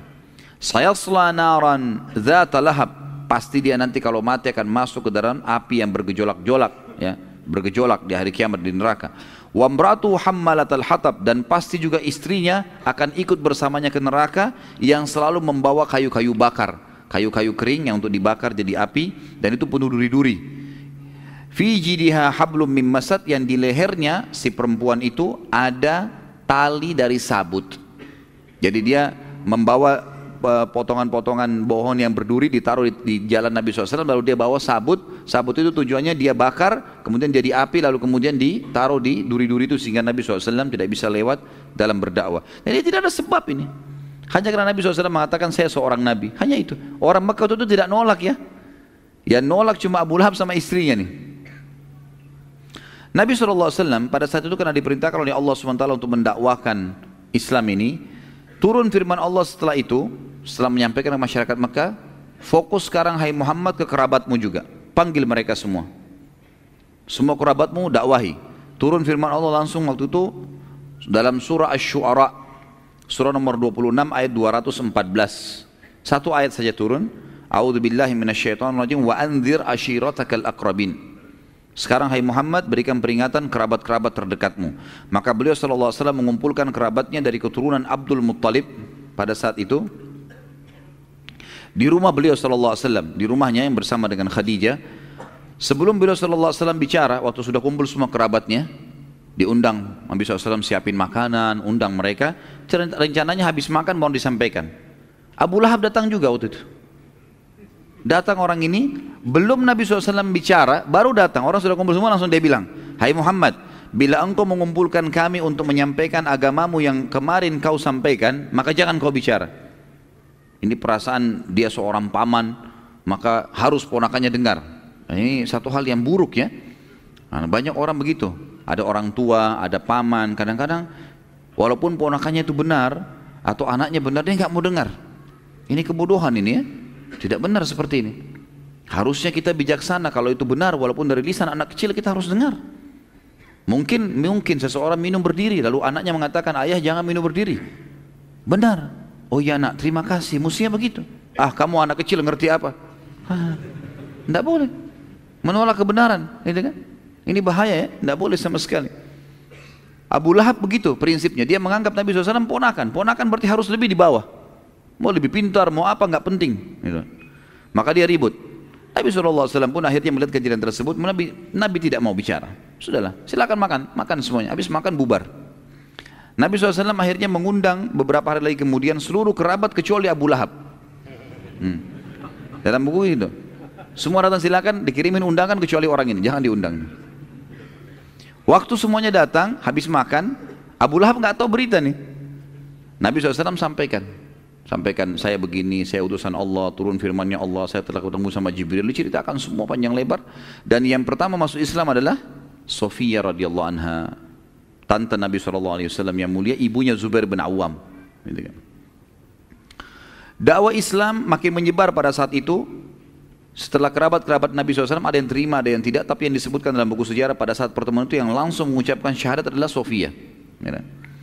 Apalagi anaknya Zubair sudah masuk Islam sebelum ibunya, tadi di tangan Abu Bakar kan gitu. Dakwah Islam menyebar teman-teman sekalian pada saat itu di Mekah dan sangat cepat sekali ya. Tapi kebanyakan yang memeluk ini adalah orang-orang yang miskin dan kalangan-kalangan di bawah gitu, terutama dari hamba sahaya. Yang terkenal kisahnya masyhur adalah orang yang sangat mulia, Yasir radhiyallahu anhu bersama istrinya Sumayyah radhiyallahu anha, yang terkenal dua-duanya orang yang pertama mati syahid dalam Islam, dan juga anak mereka Ammar radhiyallahu anhum. Juga ada dari kalangan budak yang lain seperti Khabbab bin Arad, Bilal bin Rabah, Suhaib ar-Rumi, Amir bin Fuhairah, Abdullah bin Mas'ud radhiyallahu anhum ajma'in. Ini semua adalah orang-orang yang dulu pekerja. Abdullah bin Mas'ud bukan sahaya ya, tapi dia pengembala kambing. Nanti akan kita jelaskan bagaimana Abdullah bin Mas'ud pada saat menebas lehernya Abu Jahal di perang Badr. Nanti akan ada kisah sendiri masalah itu. Tapi yang jelas waktu itu Abu Bakar radhiyallahu anhu satu-satunya orang yang waktu itu mengiklankan Islamnya, maka ia menjaharkan Al-Quran di depan Ka'bah. Waktu sudah mulai beberapa hari berjalan, sudah mulai banyak ayat yang turun, Abu Bakar sudah mulai menghafal gitu kan ayat-ayat yang di situ. Lalu Abu Bakar datang, kemudian beliau membaca depan Ka'bah. Maka mendengar bacaan tersebut orang-orang Quraisy datang mengeroyokinya sampai darah memenuhi wajahnya radhiyallahu anhu, tapi beliau tidak berhenti membaca sampai selesai surahnya. Abdullah bin Mas'ud juga begitu. Sahabat Nabi yang mulia ini, beliau pengembala kambing dan orangnya sangat kurus, kecil, Abdullah bin Mas'ud ini. Sampai-sampai teman-teman sekalian, saking kurusnya Abdullah bin Mas'ud ini, sampai nanti waktu sudah hijrah di Madinah, Satu waktu beliau pernah naik ke atas pohon kurma, kemudian ditiup oleh angin. Akhirnya kainnya di bagian bawah tersingkap, menyingkap pahanya. Saking kecilnya betisnya sampai sahabat tertawa. Spontan mereka tertawakan, bukan niat mengolok ya. Karena tiba-tiba lihat kok lucu, kecil sekali gitu. Akhirnya diketawain. Apa yang terjadi teman-teman sekalian? Kata Nabi SAW dalam hadis sahih, apakah kalian menertawakan kecil betisnya Ibnu Mas'ud? Demi Allah, betis Ibnu Mas'ud itu ditimbangan pada hari kiamat lebih berat daripada gunung Uhud. Apa yang Abdullah bin Mas'ud lakukan teman-teman sekalian? Orang yang kurus kecil badannya baru menghafal surah Ar-Rahman sebagian ayatnya. Dihafal, turun pada saat itu, kemudian dia mulai hafal beberapa ayat. Lalu dia tidak disuruh apa-apa nih. Dia datang ke dekat Ka'bah, cari batu yang tinggi, duduk, baca dengan suara keras. Orang-orang Quraisy lihat Abdullah bin Mas'ud pengembala kambing, bagi mereka ini rendah sekali. Langsung datang dikeroyokin, digebukin, dikeroyokin luar biasa sampai berdarah-darah. Dia nggak berhenti, sampai dia berhenti di hafalannya. Dalam kondisi berdarah-darah teman-teman sekalian, sudah berhenti dia baca, dilepas sama Quraisy, dia pulang. Pergi ke rumah Darul Arqam namanya, tempat pertemuan Nabi SAW dan para sahabat. Begitu sahabat lihat dan Nabi SAW lihat, ada apa dengan kau? Ya Rasulullah, saya baca Quran depan Ka'bah dan mereka keroyoki saya. Kata mereka, kata para sahabat, wahai Abdullah, jangan kau lakukan itu. Badanmu kecil begini, ya, ini bisa sakit, bisa mati, bisa patah semua ini, dikeroyokan sama orang. Rasulullah SAW juga mengatakan, wahai Ibnu Mas'ud, jangan kau paksakan dirimu. Kata dia, ya Rasulullah, kalau anda mau suruh saya, besok saya kembali baca lagi. Jadi subhanallah, keimanan itu kalau memang orang pepatah bahasa Arab mengatakan ya, kekuatan itu ada di hati manusia, bukan di fisiknya. Kalau hatinya kuat seperti baja teman-teman sekalian, makanya iman itu dalam hati. Kalau hati buat seperti baja, biar badannya kurus nggak penting itu. Ada orang subhanallah badannya seperti gentong besarnya, tapi hatinya kecil, ciut, gitu. Disentil sedikit sudah nangis, gitu kan. Ada nanti di perang Uhud kisah Julaibib, sahabat Nabi yang kecil sekali badannya sampai Nabi angkat dengan satu tangan untuk lihat jenazahnya, tapi dia membunuh 9 orang Quraisy, ya, mati di tangannya dia. Jadi keberanian dan kekuatan itu di hati seseorang, gitu, bukan di fisiknya. Pada saat dakwah mulai gencar teman-teman sekalian, maka pemuka-pemuka Quraisy tidak dapat menerima lagi perlakuan para sahabat yang terus-menerus berdakwah, dan bagi mereka anggap para sahabat mencaci maki Tuhan-Tuhan mereka. Padahal mungkin sahabat-sahabat bukan mencaci maki ya. Para sahabat tidak mencaci maki, para sahabat cuma mengatakan, untuk apa kalian sembah berhala ini? Batu, kalian yang pahat, kalian yang ukir, kalian yang taruh, kalian yang kasih nama, ngapain disembah? Kalian tahu kan ada Tuhan namanya Allah? Kembali ke Allah saja, juga makhluknya Allah. Mereka anggap itu mencaci maki Tuhan mereka. Lalu mereka mendapati ternyata yang menjadi penolong utama Nabi SAW adalah pamannya Abu Talib. Abu Talib pasti kadang kafir pada saat itu, tapi Abu Talib melindungi Nabi SAW. Dan mereka menyerang Nabi nggak berani, karena tradisi di zaman waktu itu, kalau ada satu orang diganggu, maka sukunya semua membelanya. Maka yang terjadi teman-teman sekalian, mereka datang kepada Abu Talib berkata, wahai Abu Talib, ponakan anda ini sangat mengganggu kami. Sementara ia berada dalam naungan anda, kami minta biarkan kami yang mengadilinya atau anda yang memberhentikannya. Abu Talib menjawab, tidak mungkin, itu ponakan saya, jadi tidak boleh ada yang ganggu. Ganggu perang suku nih, nggak bisa. Baiklah, Abu Talib ini belum tahu ya, apa yang didakwakan Nabi SAW belum disampaikan oleh Nabi SAW ke Abu Talib ini. Maka berpencarlah orang-orang Quraisy dengan kekecewaan, namun karena Nabi SAW terus saja gencar berdakwah, tiap hari masuk, dan mereka menganggap itu mencaci maki Tuhan-Tuhan mereka, hanya mereka ketemu lagi sama Abu Talib yang kedua kali, mereka mengatakan hal yang sama dengan sebelumnya, dan mereka bilang, kami sudah tidak sabar nih Abu Talib. Melihat keadaan sudah memanas, dan Quraisy sudah mengatakan, kalaupun kamu mau perang Abu Talib, kami siap berperang. Harus diberhentikan nih, ponakanmu selalu mencaci maki, setiap tawaf melihat patung dicaci maki, ini apa, untuk apa disembah, gitu diingatkan. Maka Nabi SAW pun dipanggil oleh Abu Talib. Kemudian mulailah Abu Talib bertanya, apa sebenarnya yang sedang kau bawa ini hai ponakanku? Apa ajaran apa ini? Maka Nabi SAW jelaskan, begini hai paman, begini hai paman, dijelaskan semua tentang Islam. Kalian kan sudah beriman pada Allah, kalian tahu Allah, ini Allah mengutus saya mengajar, memurnikan ajaran syariat, memurnikan ajaran tidak boleh menyembah berhala-berhala. Diterangkan panjang lebar kepada Abu Talib, sampai Abu Talib sudah memahami apa isi ajaran Nabi SAW. Lalu mereka, Abu Talib setelah dengar itu, setelah dengar tadi ajaran itu dianggap ajaran ini tidak salah. Kenapa mereka melarangmu? Baik ponakanku, kira-kira bisa negosiasi nggak? Artinya ajaran ini jangan kamu sebarkan kemana-mana, ke orang-orang saja yang mau. Daripada kamu tawaf, kamu akhirnya dianggap mencaci maki Tuhan-Tuhan mereka, bisa nggak? Atau kamu tinggalkan aja ajaran itu, kamu kembali ke ajaran nenek moyangmu. Kata Nabi SAW kalimat yang membuat Abu Talib akhirnya tidak bisa berbicara. Beliau mengatakan, demi Allah wahai pamanku, bila seandainya mereka itu orang-orang Quraisy meletakkan pada tangan kananku matahari. Matahari kan luar biasa nilainya bagi manusia. Kalau nggak terbit matahari gelap semua, gitu kan? Kalau matahari itu mereka berhasil ambil, mereka kasih ke saya, taruh di tangan kanan saya, ini milikmu hai Muhammad, matahari saya yang pegang, di tangan kiriku bulan, supaya aku meninggalkan apa yang aku sedang dakwakan ini, maka aku tidak akan pernah meninggalkannya. Makna ini kalimatnya bobotnya berat ya, artinya walaupun saya sampai mati, nggak bakal saya tinggalin nih. Abu Talib waktu itu kebetulan lagi berduduk sama beberapa suku-sukunya dia, suku Abdul Muttalib, suku Hashim lagi kumpul. Tiba-tiba saja mereka bilang, luar biasa kau pertahankan, kalau gitu dakwain aja, nggak apa-apa, gitu kan? Silakan. Jadi yang kafir pun mengatakan nggak apa-apa, dakwah. Biar kau caci maki Tuhan kami nggak apa-apa, kami akan bela gitu. Sampai mereka bilang begitu. Melihat tekad Nabi SAW, saya bilang dalam tulisan saya ini, yang begitu besar dalam mempertahankan dakwanya, maka Abu Talib dan teman-temannya dan suku-sukunya semua mengatakan, demi Allah kami pun akan menolongmu walaupun engkau mencaci maki Tuhan-Tuhan kami. Sampaikan saja apa yang engkau inginkan sampaikan. Bicara terserah kamu, silakan. Maka dengan pertolongan tersebut Nabi SAW lebih gencar lagi berdakwah. Gitu ya. Sekali lagi, orang-orang Quraisy tidak dapat bersabar nih. Lalu mereka mencoba menyempitkan jalan dakwah Nabi SAW dengan cara mencoba merayu Abu Talib. Caranya apa? Mengutus ke Abu Talib seorang anak muda yang tampan, yang pintar, dicari yang kira-kira fisiknya dekat dengan Nabi. Nabi SAW kan orangnya tinggi, kekar, putih, gagah, banyak kelebihan Nabi SAW. Mereka cari siapa kira-kira yang anak muda Mekah yang mirip seperti itu. Ditemukanlah seseorang yang mirip, tapi tentu jauh lah ya. Namanya Amarah bin Walid. Amarah bin Walid ini terkenal sekali. Ayahnya tokoh Quraisy, orang kaya raya, jarang keluar. Kalau dia keluar jadi perhatiannya orang. Di rumah kalau keluar pakai baju bagus, wangi, tampan, segala macam. Orang semua jadi bicara tentang Amarah bin Walid ini. Mereka bawa Amarah bin Walid ke Abu Talib. Wahai Abu Talib, ambil nih Amarah nih, jadikan anak kamu sebagai ganti Muhammad. Kasih Muhammad buat kami. Ambil nih sudah. Ayahnya pun siap. Ambil saja silakan. Jadikan anak kamu.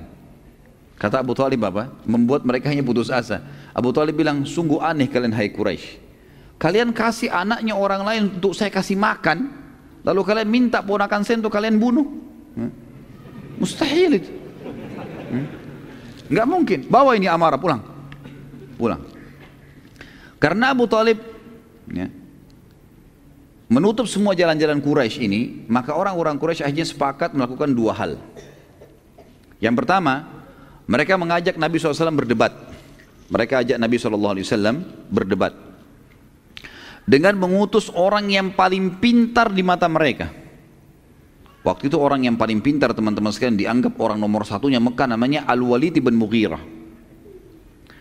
Al-Walid ini dalam riwayat masyhur mendatangi Nabi SAW lalu dia berkata, wahai Muhammad, apa yang engkau lakukan? Engkau telah memecahkan kami, menyalah-nyalahkan orang tua kami, juga mencaci maki sesembahan kami. Bila penyebab masalah ini karena kamu kena sihir, kamu sakit sehingga kamu ngomong seperti itu, mencaci maki Tuhan-Tuhan kami dan seterusnya, maka kami akan kumpulkan harta-harta kami agar dapat mendatangkan tabib yang terbaik supaya kau sembuh. Hai Muhammad, bila ini karena kamu ingin kaya, mau jadi orang kaya raya, nggak usah khawatir. Kami akan kumpulkan semampu kami seluruh harta yang kami miliki dan kami akan hadiahkan kepada kamu sehingga kau menjadi orang terkaya Mekah. Tapi berhenti. Bila Muhammad, karena kau ingin kemuliaan, maka kami akan menyanjungmu. Nggak usah berdakwah begini, kami akan nobatkan kamu orang yang paling kami muliakan. Kalau seandainya kau ingin menjadi raja, hai Muhammad, penawaran dari Quraisy, ini orang utusannya Quraisy nih. Nabi bilang iya, diiyakan semuanya. Kalau kau berdakwah ini untuk menjadi raja, kami akan nobatkan kau jadi raja kami.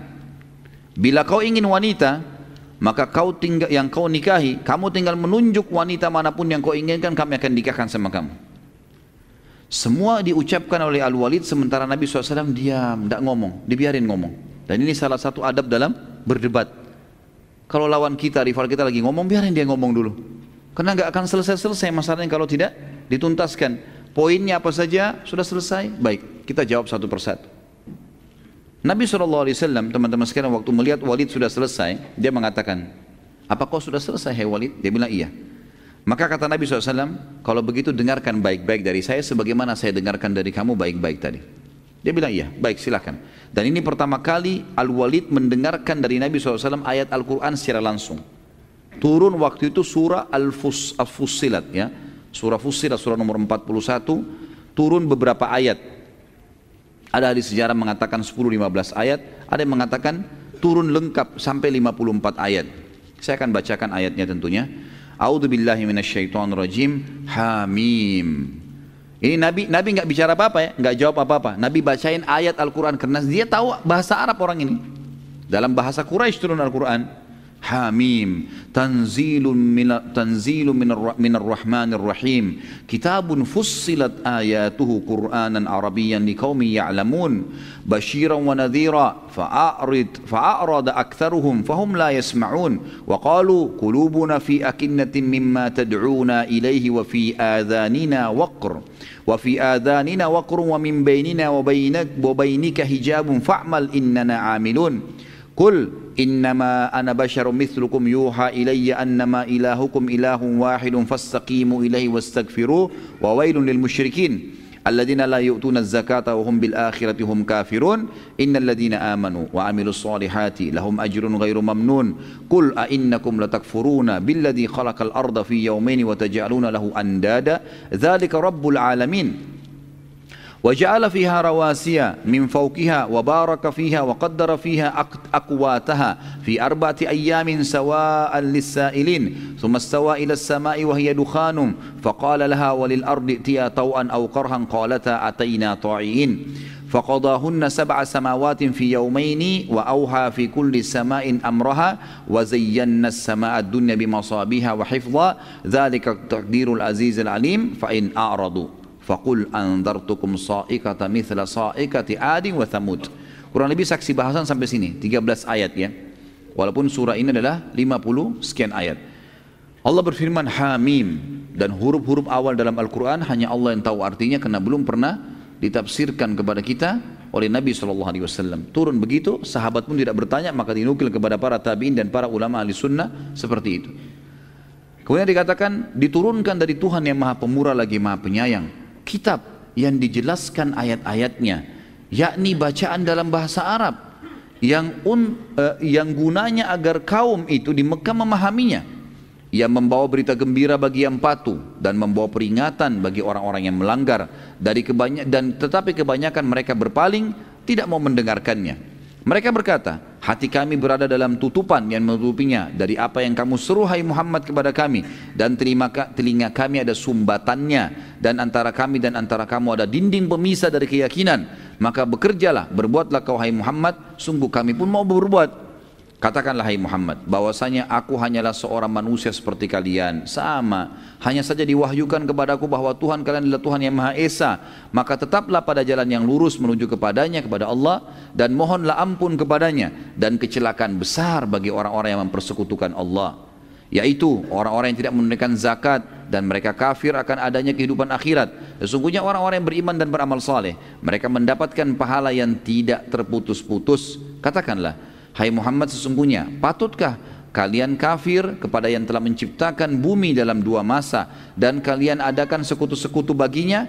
Yang bersifat demikian adalah Rabb semesta alam, dan dia yang telah menciptakan di bumi gunung-gunung yang kokoh. Di atas bumi itu dia memberkatinya, dan dia menentukan padanya kadar makanan-makanan penghuninya dalam 4 masa. Penjelasan itu sebagai jawaban bagi orang-orang yang bertanya.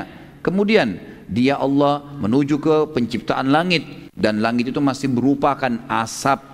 Lalu dia berkata kepadanya dan kepada bumi pada saat sudah diciptakan, datanglah kalian berdua kepadaku dengan menurut perintahku dengan suka atau terpaksa. Maka keduanya menjawab, langit dan bumi, kami datang dengan suka hati wahai Tuhan kami. Maka dia Allah menjadikannya langit 7 langit dalam 2 masa. Dan dia mewahyukan pada tiap-tiap langit urusannya. Maksudnya diciptakan malaikat dan tugas-tugasnya. Dan juga langit yang paling dekat dan bintang-bintang yang cemerlang yang kami selalu memelihara dengan sebaik-baiknya. Demikianlah ketentuan zat yang maha perkasa lagi maha mengetahui. Jadi Allah rincikan semua. Di ayat 13-nya, terakhir di sini, kata Allah SWT, jika mereka berpaling, hai Muhammad, katakan pada mereka. Mereka nolak untuk mengisahkan Allah ini, tetap menyembah berhala, katakanlah, aku telah memberikan peringatan kepada kalian dengan petir, seperti petir yang telah menimpa kaum Ad dan Thamud. Kaum Ad, kaumnya Nabi Hud. Kaum Thamud, kaumnya Nabi Saleh. Ya. Kebetulan Nabi Hud sama Nabi Saleh adalah turunan Arab. Turunan Arab. Dan orang-orang Arab faham benar tentang kejadian 2 kaum ini. Bagaimana Allah menurunkan bagi mereka petir-petir yang menyambar dan membakar mereka. Sehingga membuat mereka hangus di tempat. Gitu. Dan orang-orang Mekah tahu betul tentang kejadian kaum Ad dan Thamud. Pada saat Al-Walid tahu cerita itu, orang-orang Mekah tahu cerita Ad dan Thamud, tahu betul ceritanya. Kok bisa Muhammad menyebutkan masalah itu? Dan tiba-tiba karena dia dengar Al-Quran dengan tenang, dia memang mau tahu apa isinya, maka Al-Walid pun ketakutan dan berdiri dari tempat duduknya lalu menutup mulut Nabi SAW sambil berkata, cukup hai Muhammad, saya memohon kepadamu jangan kau baca lagi apa yang kau bacakan tadi, takutlah ya, bertakwalah. Dia bilang Walid bilang sama Nabi SAW, berhentilah, jangan sampai Allah menghancurkan hubungan kerabatmu. Maksudnya jangan sampai Allah turunkan petir kami semua mati karena permintaanmu itu. Dia ulangi sampai 3 kali. Berarti di sini ayat Al-Quran berbekas pada hatinya Al-Walid ibn Mughirah. Lalu ia duduk kembali. Kemudian Nabi SAW melanjutkan ayat tadi Al-Quran surah Fussilat itu sampai selesai. Lalu kata Nabi SAW, ini yang aku miliki. Ini yang aku bawa. Ini Al-Quran yang berbicara langsung sendiri. Al-Quran itu bisa berbicara sendiri. Orang kalau baca dia terjemahkan dirinya sendiri. Kita jadi tahu gitu kan.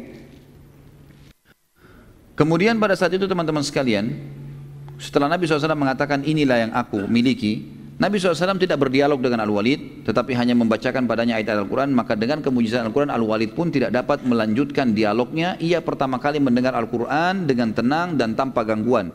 Ia benar-benar tersentuh. Lalu ia berdiri dan di tempat duduknya lalu menuju ke Darun Nadwah, tempat kumpulnya orang-orang Quraisy. Pada saat itu pun, waktu dia berangkat tadi wajahnya merah, emosi. Dia siap mengalahkan Nabi SAW karena dia tahu dia pintar gitu. Waktu dia kembali orang-orang Quraisy mengatakan, demi Allah, Al-Walid ibn Mughirah wajahnya tidak seperti pada saat dia berangkat. Sekarang malah dia kelihatannya orangnya tenang, gak emosi. Orang-orang Quraisy mengatakan, ada apa nih? Hai Al-Walid, ada apa dengan kau? Al-Walid mengatakan, demi Allah, dia bilang sama kaumnya orang-orang Quraisy, aku telah mendengarkan perkataan yang belum pernah aku dengar sebelumnya.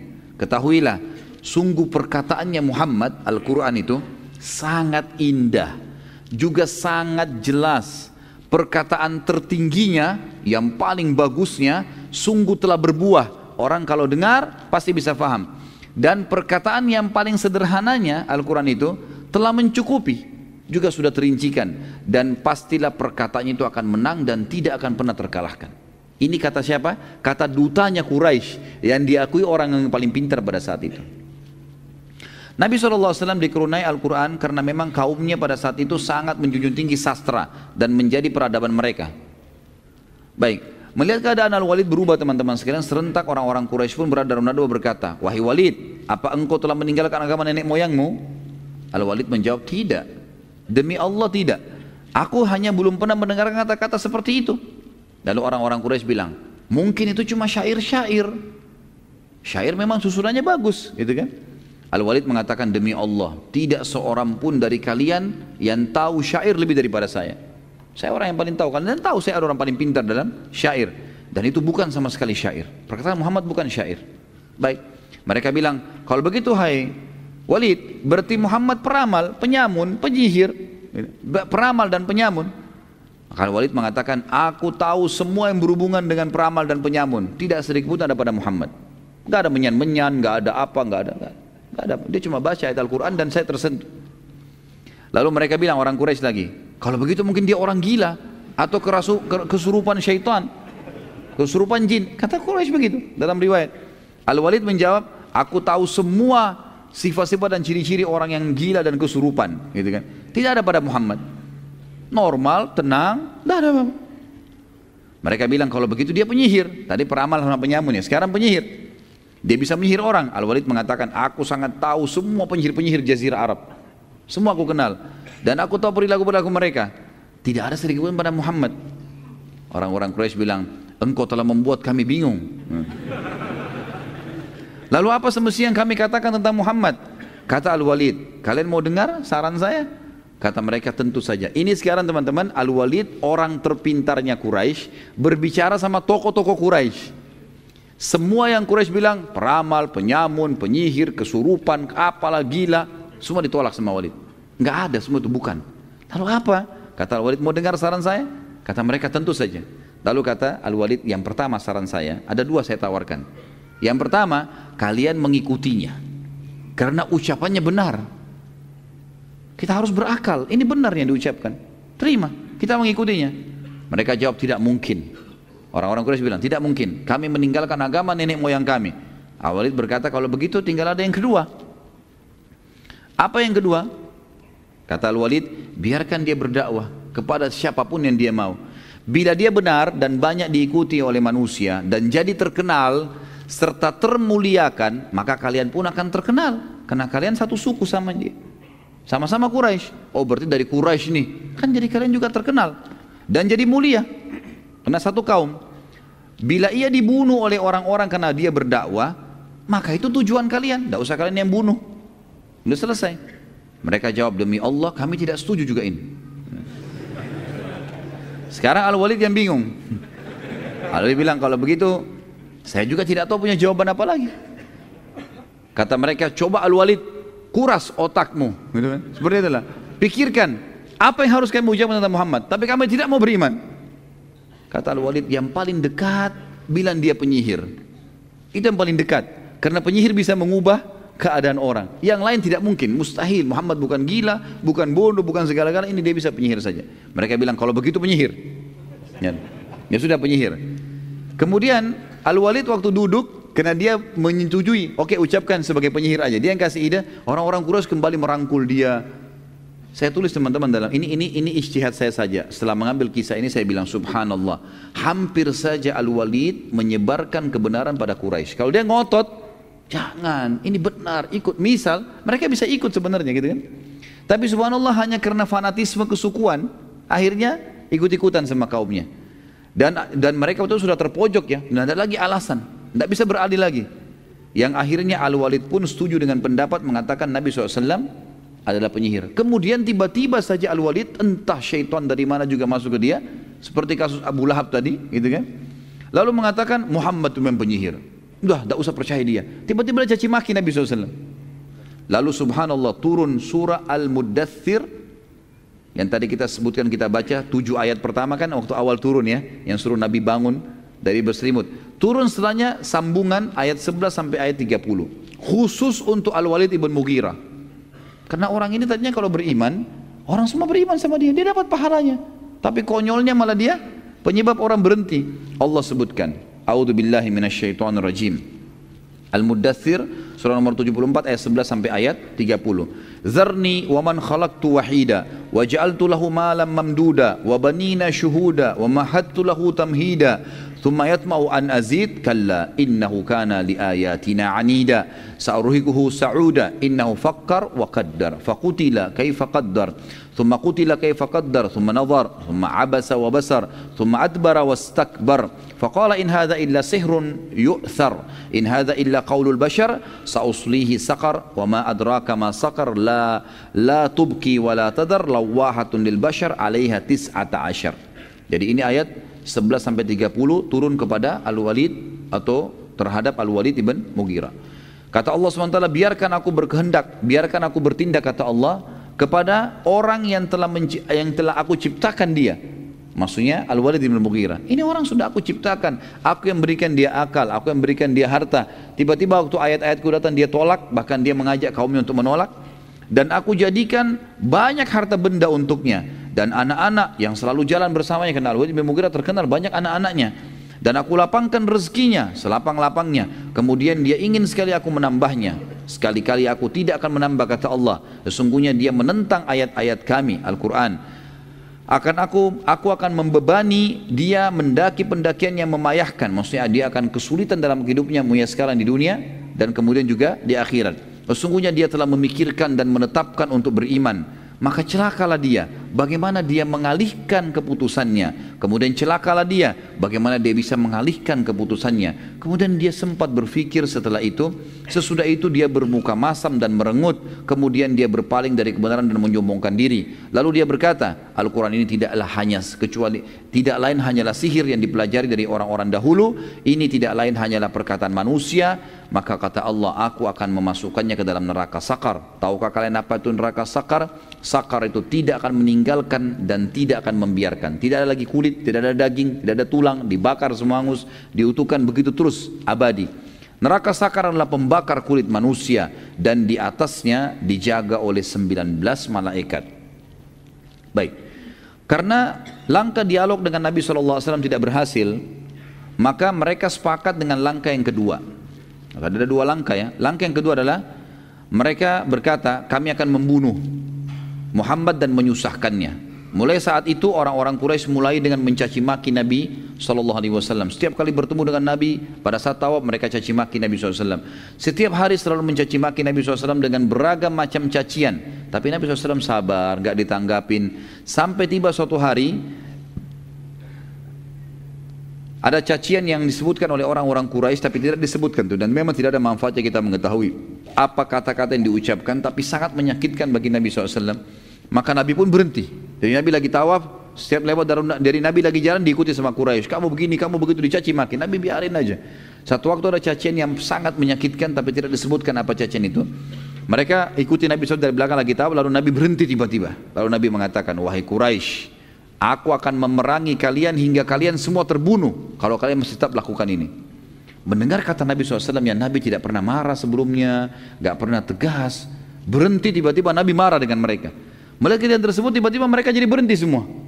Lalu mereka datang menyalami Nabi SAW mengatakan, maafkan kami hai Muhammad. Kami tidak bermaksud seperti itu ya. Setelah itu Nabi SAW meninggalkan mereka. Pada saat Nabi SAW sudah tinggalkan mereka, mereka kembali dulu dalam dua. Lalu mereka seperti baru orang sadar, mereka mengatakan saling hardik ya. Mereka mengatakan, apa yang kita buat tadi nih? Tadi kan kita sengaja pancing emosinya supaya dia marah, kita gebukin gitu. Kenapa malah sekarang kita minta maaf hanya diancam saja? Lalu kemudian mereka mengatakan, kita harus membunuhnya. Satu kalimat dia ucapkan kita berhenti semuanya. Besok kita harus gebukin nih. Akhirnya besok hari Nabi SAW lagi tawaf, mereka datang lagi. Lalu mereka mengatakan, hai Muhammad, apa engkau kemarin yang mengancam kami untuk berperang? Gitu kan? Nabi SAW diam saja sambil senyum. Lalu kemudian mereka mengeroyoki Nabi SAW waktu itu. Nabi melawan ya, semampunya. Dan Nabi SAW memang dijaga oleh Allah SWT. Mereka tidak bisa menyakiti Nabi SAW. Pada saat Nabi SAW sudah terpojok, pada saat itu karena dikeroyokan makin banyak orang datang, dan tidak ada sahabat waktu itu yang melihat Nabi SAW, karena masih sedikit sahabat kan. Melihat kejadian tersebut, Fatimah radhiyallahu anha, anak Nabi SAW, berusaha membantu ayahnya tapi tidak mampu karena perempuan. Lalu dia segera menyusul Abu Bakar. Datangnya Abu Bakar, lalu menyampaikannya, hai Abu Bakar, begini kejadiannya. Ayah saya Rasulullah SAW digebukin oleh orang-orang Quraisy. Maka Abu Bakar pun datang, lalu menghenduskan pedangnya dan kemudian berusaha mendorong orang-orang itu dari sisi Nabi SAW. Jadi mereka berdua, Nabi SAW dengan Abu Bakar berperang melawan orang-orang Quraisy. Lalu Abu Bakar mengatakan, apakah kalian mau memerangi orang hanya karena mengatakan Tuhanku Allah?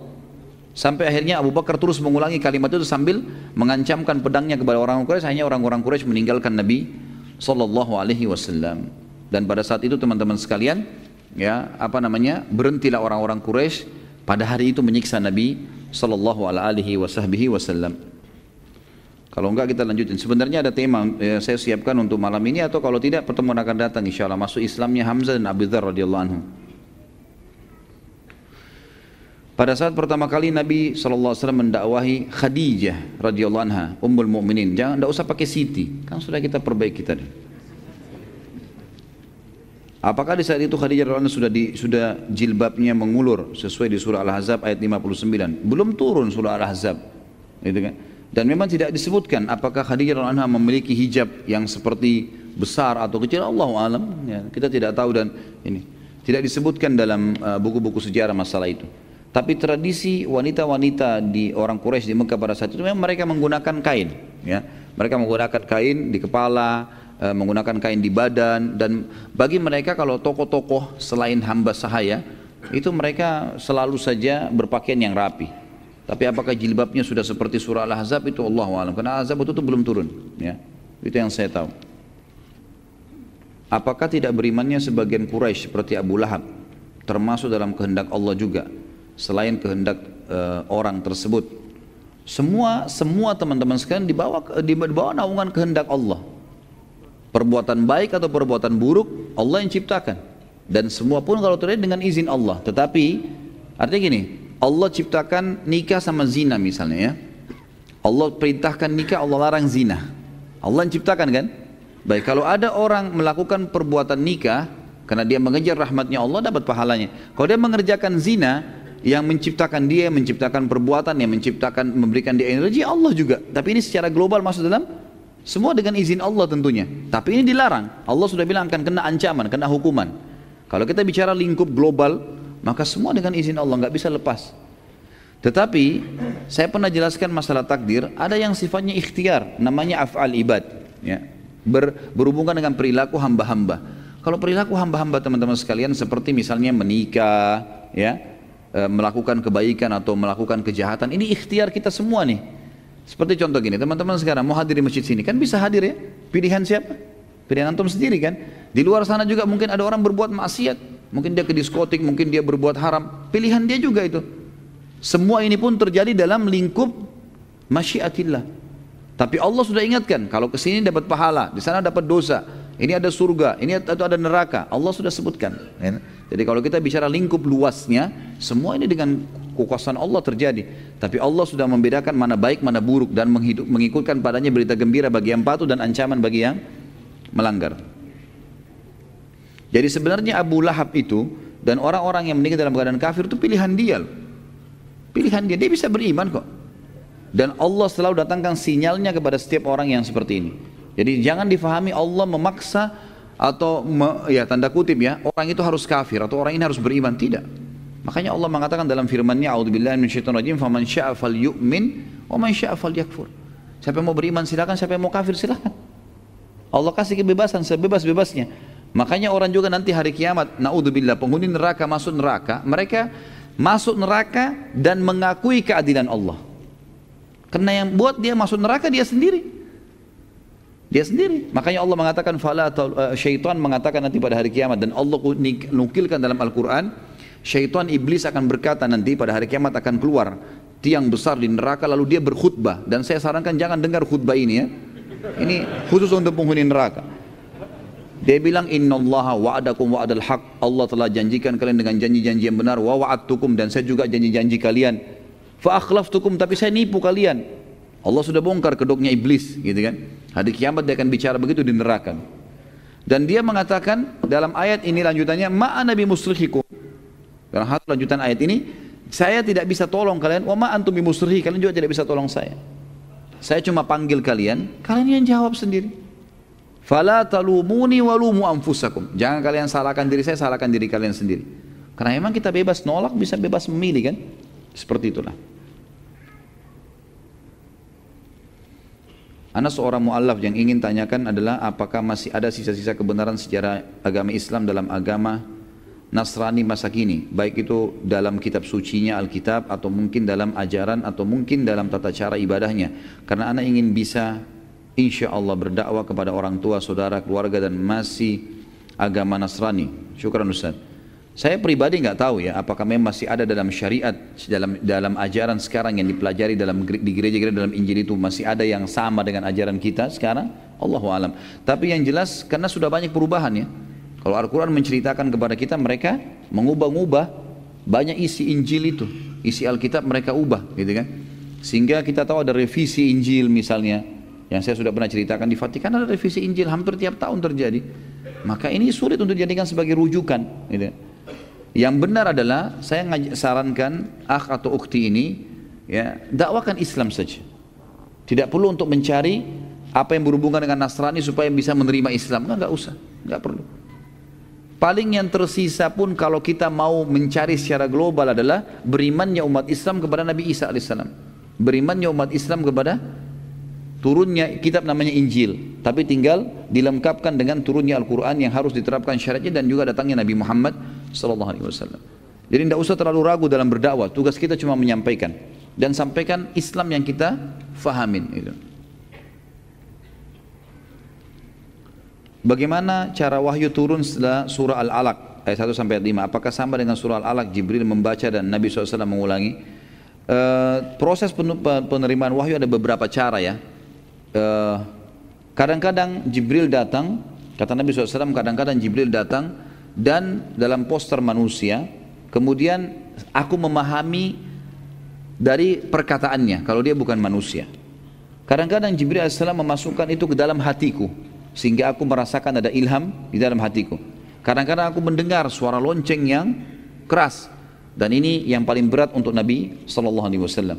Jadi ada beberapa cara, tapi yang dinukil kepada kita tidak dirincikan secara khusus ya surah Ad-Duha itu turunnya seperti apa, apakah sama dengan Al-Alaq. Yang dirincikan memang Al-Alaq. Jibril datang karena surah pertama dan ayat-ayat pertama, maka Jibril datang dalam kemudian memeluk Nabi SAW, dan ini tidak semua ayat. Ada di antara ayat-ayat memang turun, Nabi SAW menyaksikan itu. Seperti kasus nanti kita akan bahas di perang Bani Quraidah. Bagaimana waktu Nabi SAW sudah selesai menang dari pasukan Ahzab, ya, pasukan kelompok-kelompok 10.000 orang yang mengepung Madinah, sudah bubar semua kena angin kencang. Pada saat itu Allah SWT bubarkan mereka. Maka Nabi SAW pulang ke rumah lalu ganti baju, mau mandi. Datanglah Dihya al-Kalbi, sahabat Nabi yang mulia dalam poster Dihya al-Kalbi ini, lalu mengetuk rumah Nabi SAW dan bertanya kepada Aisyah, mana Muhammad, mana Rasulullah? Kata Aisyah, lagi membersihkan dirinya. Lalu kata Dihya al-Kalbi, sampaikan kalau Dihya mau bertemu. Lalu Nabi SAW keluar dan bertemu dengan Dihya. Itu kan Aisyah pun menceritakan, maka Nabi SAW pun Aisyah mendengarkan Dihya al-Kalbi berkata, hai Muhammad, perkataannya setelah ketemu, hai Muhammad, apakah kalian sudah membuka baju-baju perang kalian? Sementara kami malaikat tidak membuka baju-baju kami, gitu kan? Sampai kami memerangi ke arah sana, ditunjuklah bentengnya Bani Quraidah. Jadi pernah Jibril datang seperti ini. Tapi kalau tadi tentu ada di antara surah yang disebutkan bagaimana Jibril prosesnya datang, tapi ada juga yang tidak disebutkan. Tapi ini tadi secara global saya sebutkan. Ada yang kadang-kadang Jibril datang bicara seperti ini, ada kadang-kadang ilham yang masuk dalam hati Nabi SAW, kadang-kadang terdengar suara lonceng. Seperti kasus Aisyah waktu difitnah. Nanti akan kita bahas kisah ifq pada saat pulang dari perang Bani Mustaliq. Nanti akan kita pelajari insyaAllah itu. Bagaimana Nabi SAW waktu turun ayat tentang pembebasan Aisyah dari tuduhan zina, beliau duduk di sudut rumah Abu Bakar, lalu beliau keringatan dan mendengarkan suara lonceng yang keras. Nah ini juga salah satu metode. Allahu a'lam. Bagaimana mengambil ibrah dan implementasi dakwah Nabi di kehidupan sekarang? Karena dakwah sunnah sekarang baru sekedar dakwah untuk dalam rangka islah sama muslim. Bagaimana dakwah kita untuk kaum kafir yang dengan menegakkan kalimat tauhid di Indonesia, sementara yang berpuasa banyak kaum kafir dan munafik? Bagaimana metode penyampaian ilmu pada zaman Rasul? Apakah dengan metode talaki atau taklim seperti kita saat ini? Tugas kita teman-teman sekalian, agama Allah ini disampaikan. Kalau metode Nabawiyah jelas sekali. Nabi SAW memulai membangun komunitas dengan majlis ilmu. Majlis ilmu. Nabi SAW duduk, menyampaikan wahyu Allah, kemudian para sahabat mendengarkan sampai tertanam ilmu itu dan iman dalam hatinya, lalu muncullah iman, lalu mereka mengaplikasikan apa yang mereka dapatkan. Itu yang Nabi SAW terapkan. Sampai fase 13 tahun di Mekah dan 2 tahun pertama di Madinah masih belum ada peperangan. Selalu ada penanaman iman. Maka lahirlah kader-kader seperti Abu Bakar, Umar, Uthman, Ali, Talha, Zubair dan semuanya sahabat-sahabat Nabi Muhammad, karena ilmu sudah tertanam dalam hatinya. Kalau saya pribadi melihat sekarang Indonesia ini kita butuh majelis ilmu yang banyak. Para teman-teman dai lebih gencar menyampaikan ceramah-ceramah mereka, memaksimalkan media-media yang ada, gitu kan? Karena kita sudah terlanjur di Indonesia ini masyarakat tercekoki dengan banyak pemahaman yang tidak jelas. Ya. Mungkin antum sendiri rasakan pada saat sebelum menapati atau mengikuti dakwah sunnah bagaimana penyampaian yang penuh dengan khurafat, banyak segala macam pemahaman yang tidak jelas arahnya, gitu kan. Dan itu banyak sekali. Maka dengan majelis ilmu alhamdulillah terjadi banyak perubahan-perubahan, gitu kan? Terjadi banyak perubahan-perubahan. Ini Allah alam yang saya tahu metode Nabawi yang pertama. Setelah ilmu itu tertanam dengan baik, gitu kan? Barulah kemudian pindah ke tahapan setelahnya, ekspansi ilmu itu, nyebarkan, gitu kan? Setelah tersebar, barulah kemudian Nabi SAW membangun komunitas negara di Madinah pada saat itu ya. Akhirnya Nabi SAW membentuk pemerintahan dan mulailah mengekspansi dengan kekuatan militer, mempertahankan Islam dengan kekuatan militer. Ini yang ada, Allahu a'lam. Jadi saya melihat Indonesia ini sekarang tahap pertama membutuhkan perbaikan ilmu supaya masyarakat sadar tentang kebenaran tauhid. Harusnya itu yang Allah alam yang saya tahu yang diperlukan ya. Dan saya secara pribadi saya melihat saya terus aja gencot di situ bagaimana saya belajar ilmu, saya baca buku, saya susun materi, saya sampaikan kepada saudara saya muslim. Dan saya pribadi melihat untuk lingkup dakwah saya saja, saya lihat efeknya besar. Alhamdulillah Allah bisa berkahi, sekian banyak orang, hampir setiap hari orang yang WhatsApp ke saya, SMS, membahasakan sudah faham, Alhamdulillah terima kasih dan seterusnya. Kadang-kadang ada yang menangis ketemu dengan saya karena menyampaikan, saya sendiri tidak tahu. Saya bilang, saya cuma menyampaikan ini kuasa Allah. Saya cuma menyampaikan apa yang sebenarnya kalau Allah, kalau Rasul. Jadi saya melihat bekas ilmu besar, gitu kan? Bekas ilmu, dan ini penting sekali, dan ini adalah metode pertama Nabi SAW. Dan ini juga sudah saya jelaskan pertanyaan kedua tentang masalah metode di zaman Nabi SAW. Tentu saja dengan talaki, ada ta'lim, ada, berbeda ya. Talaki itu memang dia fokus terus belajar. Ada di antara sahabat begitu, makanya tidak semua sahabat perawi hadis, ya. Tidak semua sahabat merawi hadis. Yang merawi hadis yang memang talaki dari Nabi SAW. Kita sudah tahu beberapa sahabat, ada Abu Hurairah, ada Abdullah bin Mas'ud, Abdullah bin Umar, Abdullah bin Abbas, Abdullah bin Amr bin As, Zaid bin Haritha, Zaid bin Thabit, ya. Ini semua sahabat-sahabat yang memang kerjanya setiap hari tinggal di belakang rumah Nabi SAW, namanya Suffah. Di situ ada sebuah tempat yang luasnya kurang lebih 5 kali 5 meter. Kemudian di situ Nabi SAW membiayai para penuntut ilmu. Mereka datang untuk menuntut ilmu, Nabi biayai makannya, minumnya. Mereka cuma tahu ikutin Nabi, apa yang Nabi ucapin. Jadi wahyu turun kebanyakan pada mereka terlebih dahulu, nanti mereka sebarkan setelah itu. Karena kadang-kadang wahyu ada yang turun di saat Jumat, sehingga semua orang dengar. Kadang-kadang ada wahyu turun di kancah peperangan, yang hadir perang aja yang dengar, yang di Madinah nggak dengar, nanti disampaikan. Kadang-kadang Nabi SAW terima wahyu tidak ada yang dengar. Seperti kasus, kecuali beberapa orang, waktu turun pembebasan Aisyah dari perzinahan, tuduhan Abdullah bin Abi Salul, itu yang dengar firman Allah SWT yang Nabi sampaikan itu, dalam surah Al-Ahzab, itu hanya Abu Bakar, istri dan Aisyah. Lalu kemudian disebar kepada yang lainnya. Jadi ada memang orang-orang yang duduk bertalaki, memang mempelajari itu. Ada orang yang hadir di ta'lim. Seperti misalnya ada orang yang hanya ketemu dengan Nabi SAW di 5 waktu sholat. Selain itu dia kerja di kebunnya, dia pergi kemana. Ada juga yang ketemu sama Nabi cuma setiap Jumat. Ada yang ketemu sama Nabi SAW kalau Ramadan. Ada yang ketemu pada saat peperangan saja. Ada yang ketemu pada saat haji saja. Ada yang ketemu dengan Nabi SAW itu sekali seumur hidup, syahadat kemudian pulang. Udah gak ketemu lagi sama Nabi SAW sampai meninggal. Jadi memang berbeda-beda ya. Tapi sistem yang Nabi SAW tekankan adalah sistem yang memang diistilahkan sekarang dengan talaki ya. Bagaimana beliau sangat menyambut para penuntut ilmu duduk untuk belajar. Ya, duduk belajar dan ambil semua. Dan teman-teman sekalian, jangan buru-buru dalam menuntut ilmu ya. Kata Imam Syafi'i rahimahullah, orang yang tidak bisa sabar ya dengan waktu yang lama menuntut ilmu, maka dia juga ya nanti akan harus sabar dengan kebodohannya. Kalau tidak mau sabar untuk ilmu, nanti dia akan bodoh. Harus sabar. Jangan setahun 2 tahun teman-teman sekalian. Orang untuk ilmu itu seumur hidup. Ya, itu jangan buru-buru begitu baru setahun 2 tahun sudah langsung mengajar sana sini. Butuh ilmu yang dalam teman-teman sekalian. Ajarkan kepada orang dekat-dekat, iya, orang terdekat yang kita tahu, iya. Tapi untuk menyampaikan sebuah fatwa jangan buru-buru. Karena ini saya lihat ada juga masalah kita di Indonesia ya. Banyaknya orang sembarangan menyampaikan fatwa dan ilmunya belum sampai. Ini berbahaya sekali. Hanya sekedar gelar ustadz, hanya sekedar gelar ini, gelar itu, akhirnya main ngomong saja gitu kan. Ini yang berbahaya karena umat yang dengar. Umat dengar ini membawa pulang apa yang disampaikan itu gitu kan. Apalagi kayak khutbah Jumat, ada 1.000 orang yang hadir, 2.000 orang yang hadir. Ini kan berbahaya sekali. 2.000 orang, satu orang kalau punya 10 kenalan saja, itu sudah 20.000 orang gitu kan.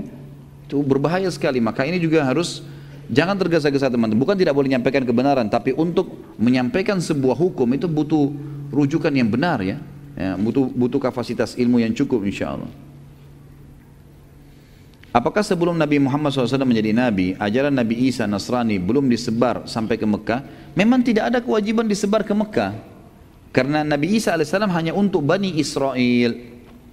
Jadi nggak ada kewajiban Nabi Isa bawa ke Mekah ajarannya. Nah, sudah saya jelaskan tadi kan, khusus untuk Bani Israel. Makanya dikatakan Nabi Isa Nabi Bani Israel. Jadi salah sebenarnya itu teman-teman kita Nasrani yang datang mendakwakan Nasrani ke Indonesia. Nggak ada hubungannya, Nabi Isa bukan untuk orang Melayu. Loh benar ya, untuk Bani Israel. Memang itu Nabi Bani Israel, gitu kan? Kalau Nabi SAW beda. Nabi Muhammad SAW memang Allah mengatakan, A'udzubillahi minasyaitonir rajim, wa ma arsalnaka illa rahmatan lil alamin. Kami tidak utus ke Muhammad kecuali jadi petunjuk bagi seluruh alam semesta. Ustaz, saya pernah dengar kisah Rukana mengajak duel gulat Rasulullah SAW hingga berapa kali, namun Rasulullah SAW selalu menang. Apakah ada kisah lain dakwah Rasulullah SAW menggunakan fisik atau berkelahi? Itu nanti kisah Rukana ada disebutkan nanti di sini insyaallah ya. Kalau menggunakan fisik, peperangan Nabi SAW semuanya menggunakan fisik.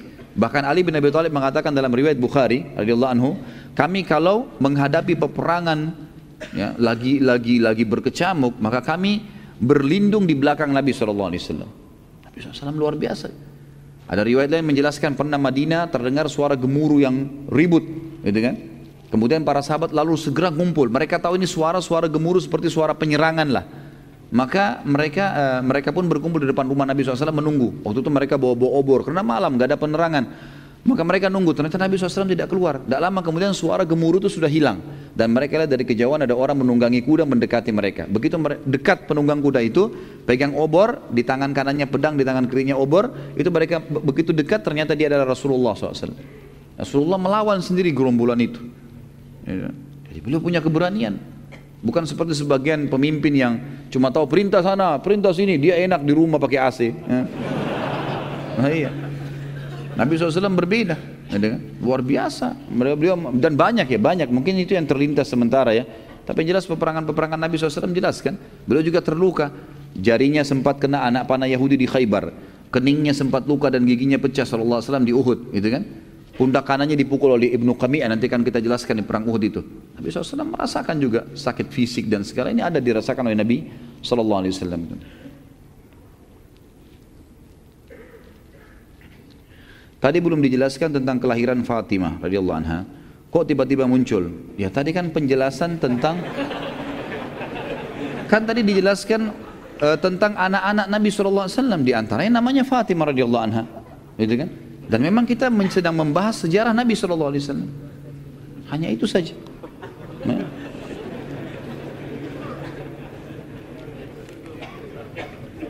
Bagaimana saya mendakwahi sahabat saya yang menganut agama Nasrani, namun dia ingin masuk Islam, tapi dia masih ragu, bagaimana saya meyakinkannya? Suruh syahadat dulu, baru sebentar belajar. Syahadat dulu. Kamu masuk Islam, iya, ikutin saya ya. Asyhadu an la ilaha illallah wa muhammadur rasulullah. Suruh ucapin. Setelah itu dia mu'allaf. Mu'allaf artinya orang yang masih lemah hatinya. Ajarin. Jangan kasih buku dulu tebal, pelajarin ya. Nanti baru kamu syahadat. Kalau dia mati gimana? Masukin Islam. Pernah ada seorang ikhwah gitu bawa sama saya seorang ikhwah yang lain, laki-laki yang lain gitu, dibawa sama dia di hotel. Waktu itu saya lagi nginap, ada tamu dari Saudi Syekh datang beberapa tahun yang lalu. Kemudian dia bilang, Ustaz, ada teman saya mau masuk Islam, tapi mau sama Ustaz. Begitu datang ke saya tanya, sejak kapan mau belajar Islam, mau masuk Islam ini? Dia bilang, saya sudah lama sampaikan ke teman saya, ditunjuk teman ikhwah yang bawa itu, sudah lama. Dan saya dikasih buku dulu, dikasih buku tebal, belajar.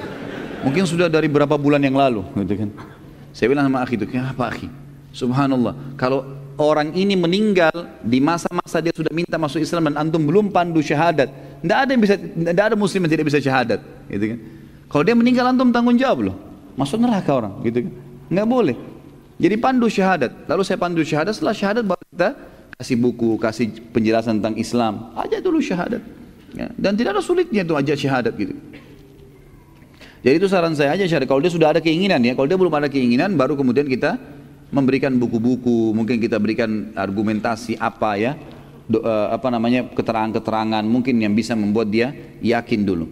Tapi kalau ini kan sudah ada keinginan, cuma masih ragu saja, suruh syahadat dulu, kemudian baru kita didik, karena didikan datang setelahnya.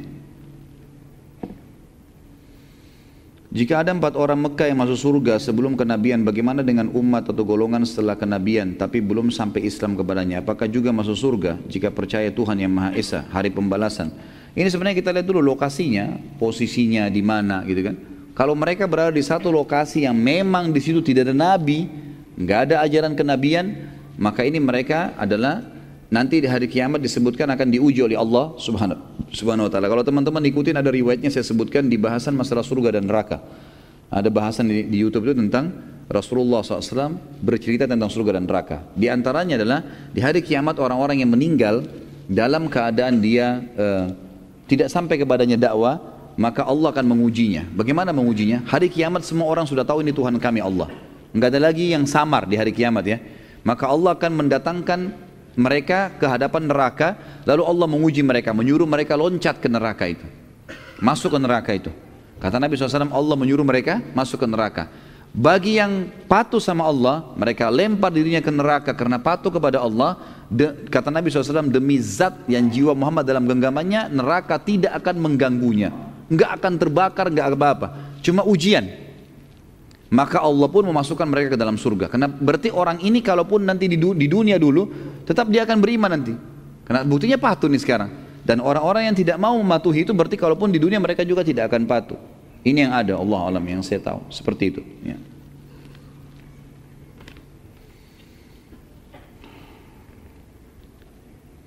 Apakah Rasulullah SAW sudah menikah dengan anak Abu Lahab pada saat mendakwahi kaum Quraisy? Bukan Rasulullah, anak Rasulullah SAW. Ya. Ini tadi kan saya bilang, kalau bukan Ruqayyah Ummu Kalthum. Karena kan waktu Ruqayyah Ummu Kalthum ini menikah dengan Uthman sudah janda. Dan itu jandanya adalah menikah dengan salah satu anak laki-laki Abu Lahab. Ya. Jadi bukan Rasulullah SAW yang menikah di sini. Ini berarti salah dengar tadi. Makanya pertanyaannya sudah salah semua ke bawah ini. Ya. Umur berapa pada saat itu Rasulullah menikah dengan anak Abu Lahab? Kan jadi salah semua pertanyaannya.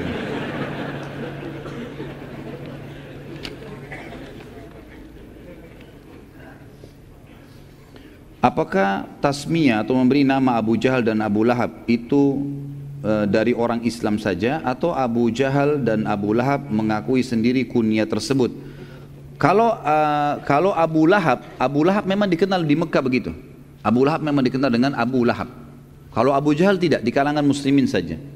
Karena memang Abu Lahab sudah terkenal dengan istilah itu, gitu kan. Nanti insya Allah kita akan pelajari bagaimana sampai matinya Abu Lahab, gitu kan. Yang jelas itu julukan dia memang sudah terkenal. Kalau Abu Jahal tidak.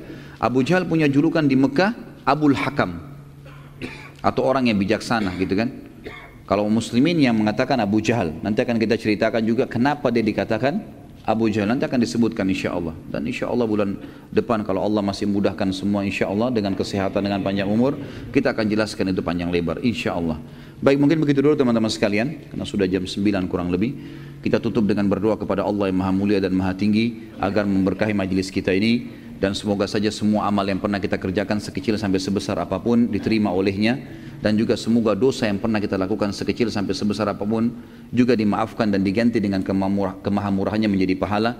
Semoga saudara kita di Palestina, di Syria, di Yaman, di Irak, di Myanmar, di Ahsa, dimanapun mereka berada sedang tertindas, semoga Allah ikhlaskan niat mereka, terima para syuhada mereka, mulakan Islam di tangan mereka dan tangan kita semua, dan juga semoga Allah mempartisipasikan kita bersama mereka di pahala, baik dengan doa, dengan harta, juga dengan jiwa kita. Dan semoga Allah menyatukan dengan izinnya kita semua di surga Firdausnya tanpa hisab, semuanya satukan kita di majelis ilmu yang mulia ini. Dan kita terus berdoa agar negara kita ini diberikan ketentraman, keamanan, keimanan, dan dikaruniai pemimpin-pemimpin yang mukmin, yang saleh, yang menerapkan Al-Quran dan Sunnah, dan mengembalikan muslimin pada kemuliaan. Dan semoga saja seluruh negara-negara Islam menjadikan Indonesia sebagai contohnya.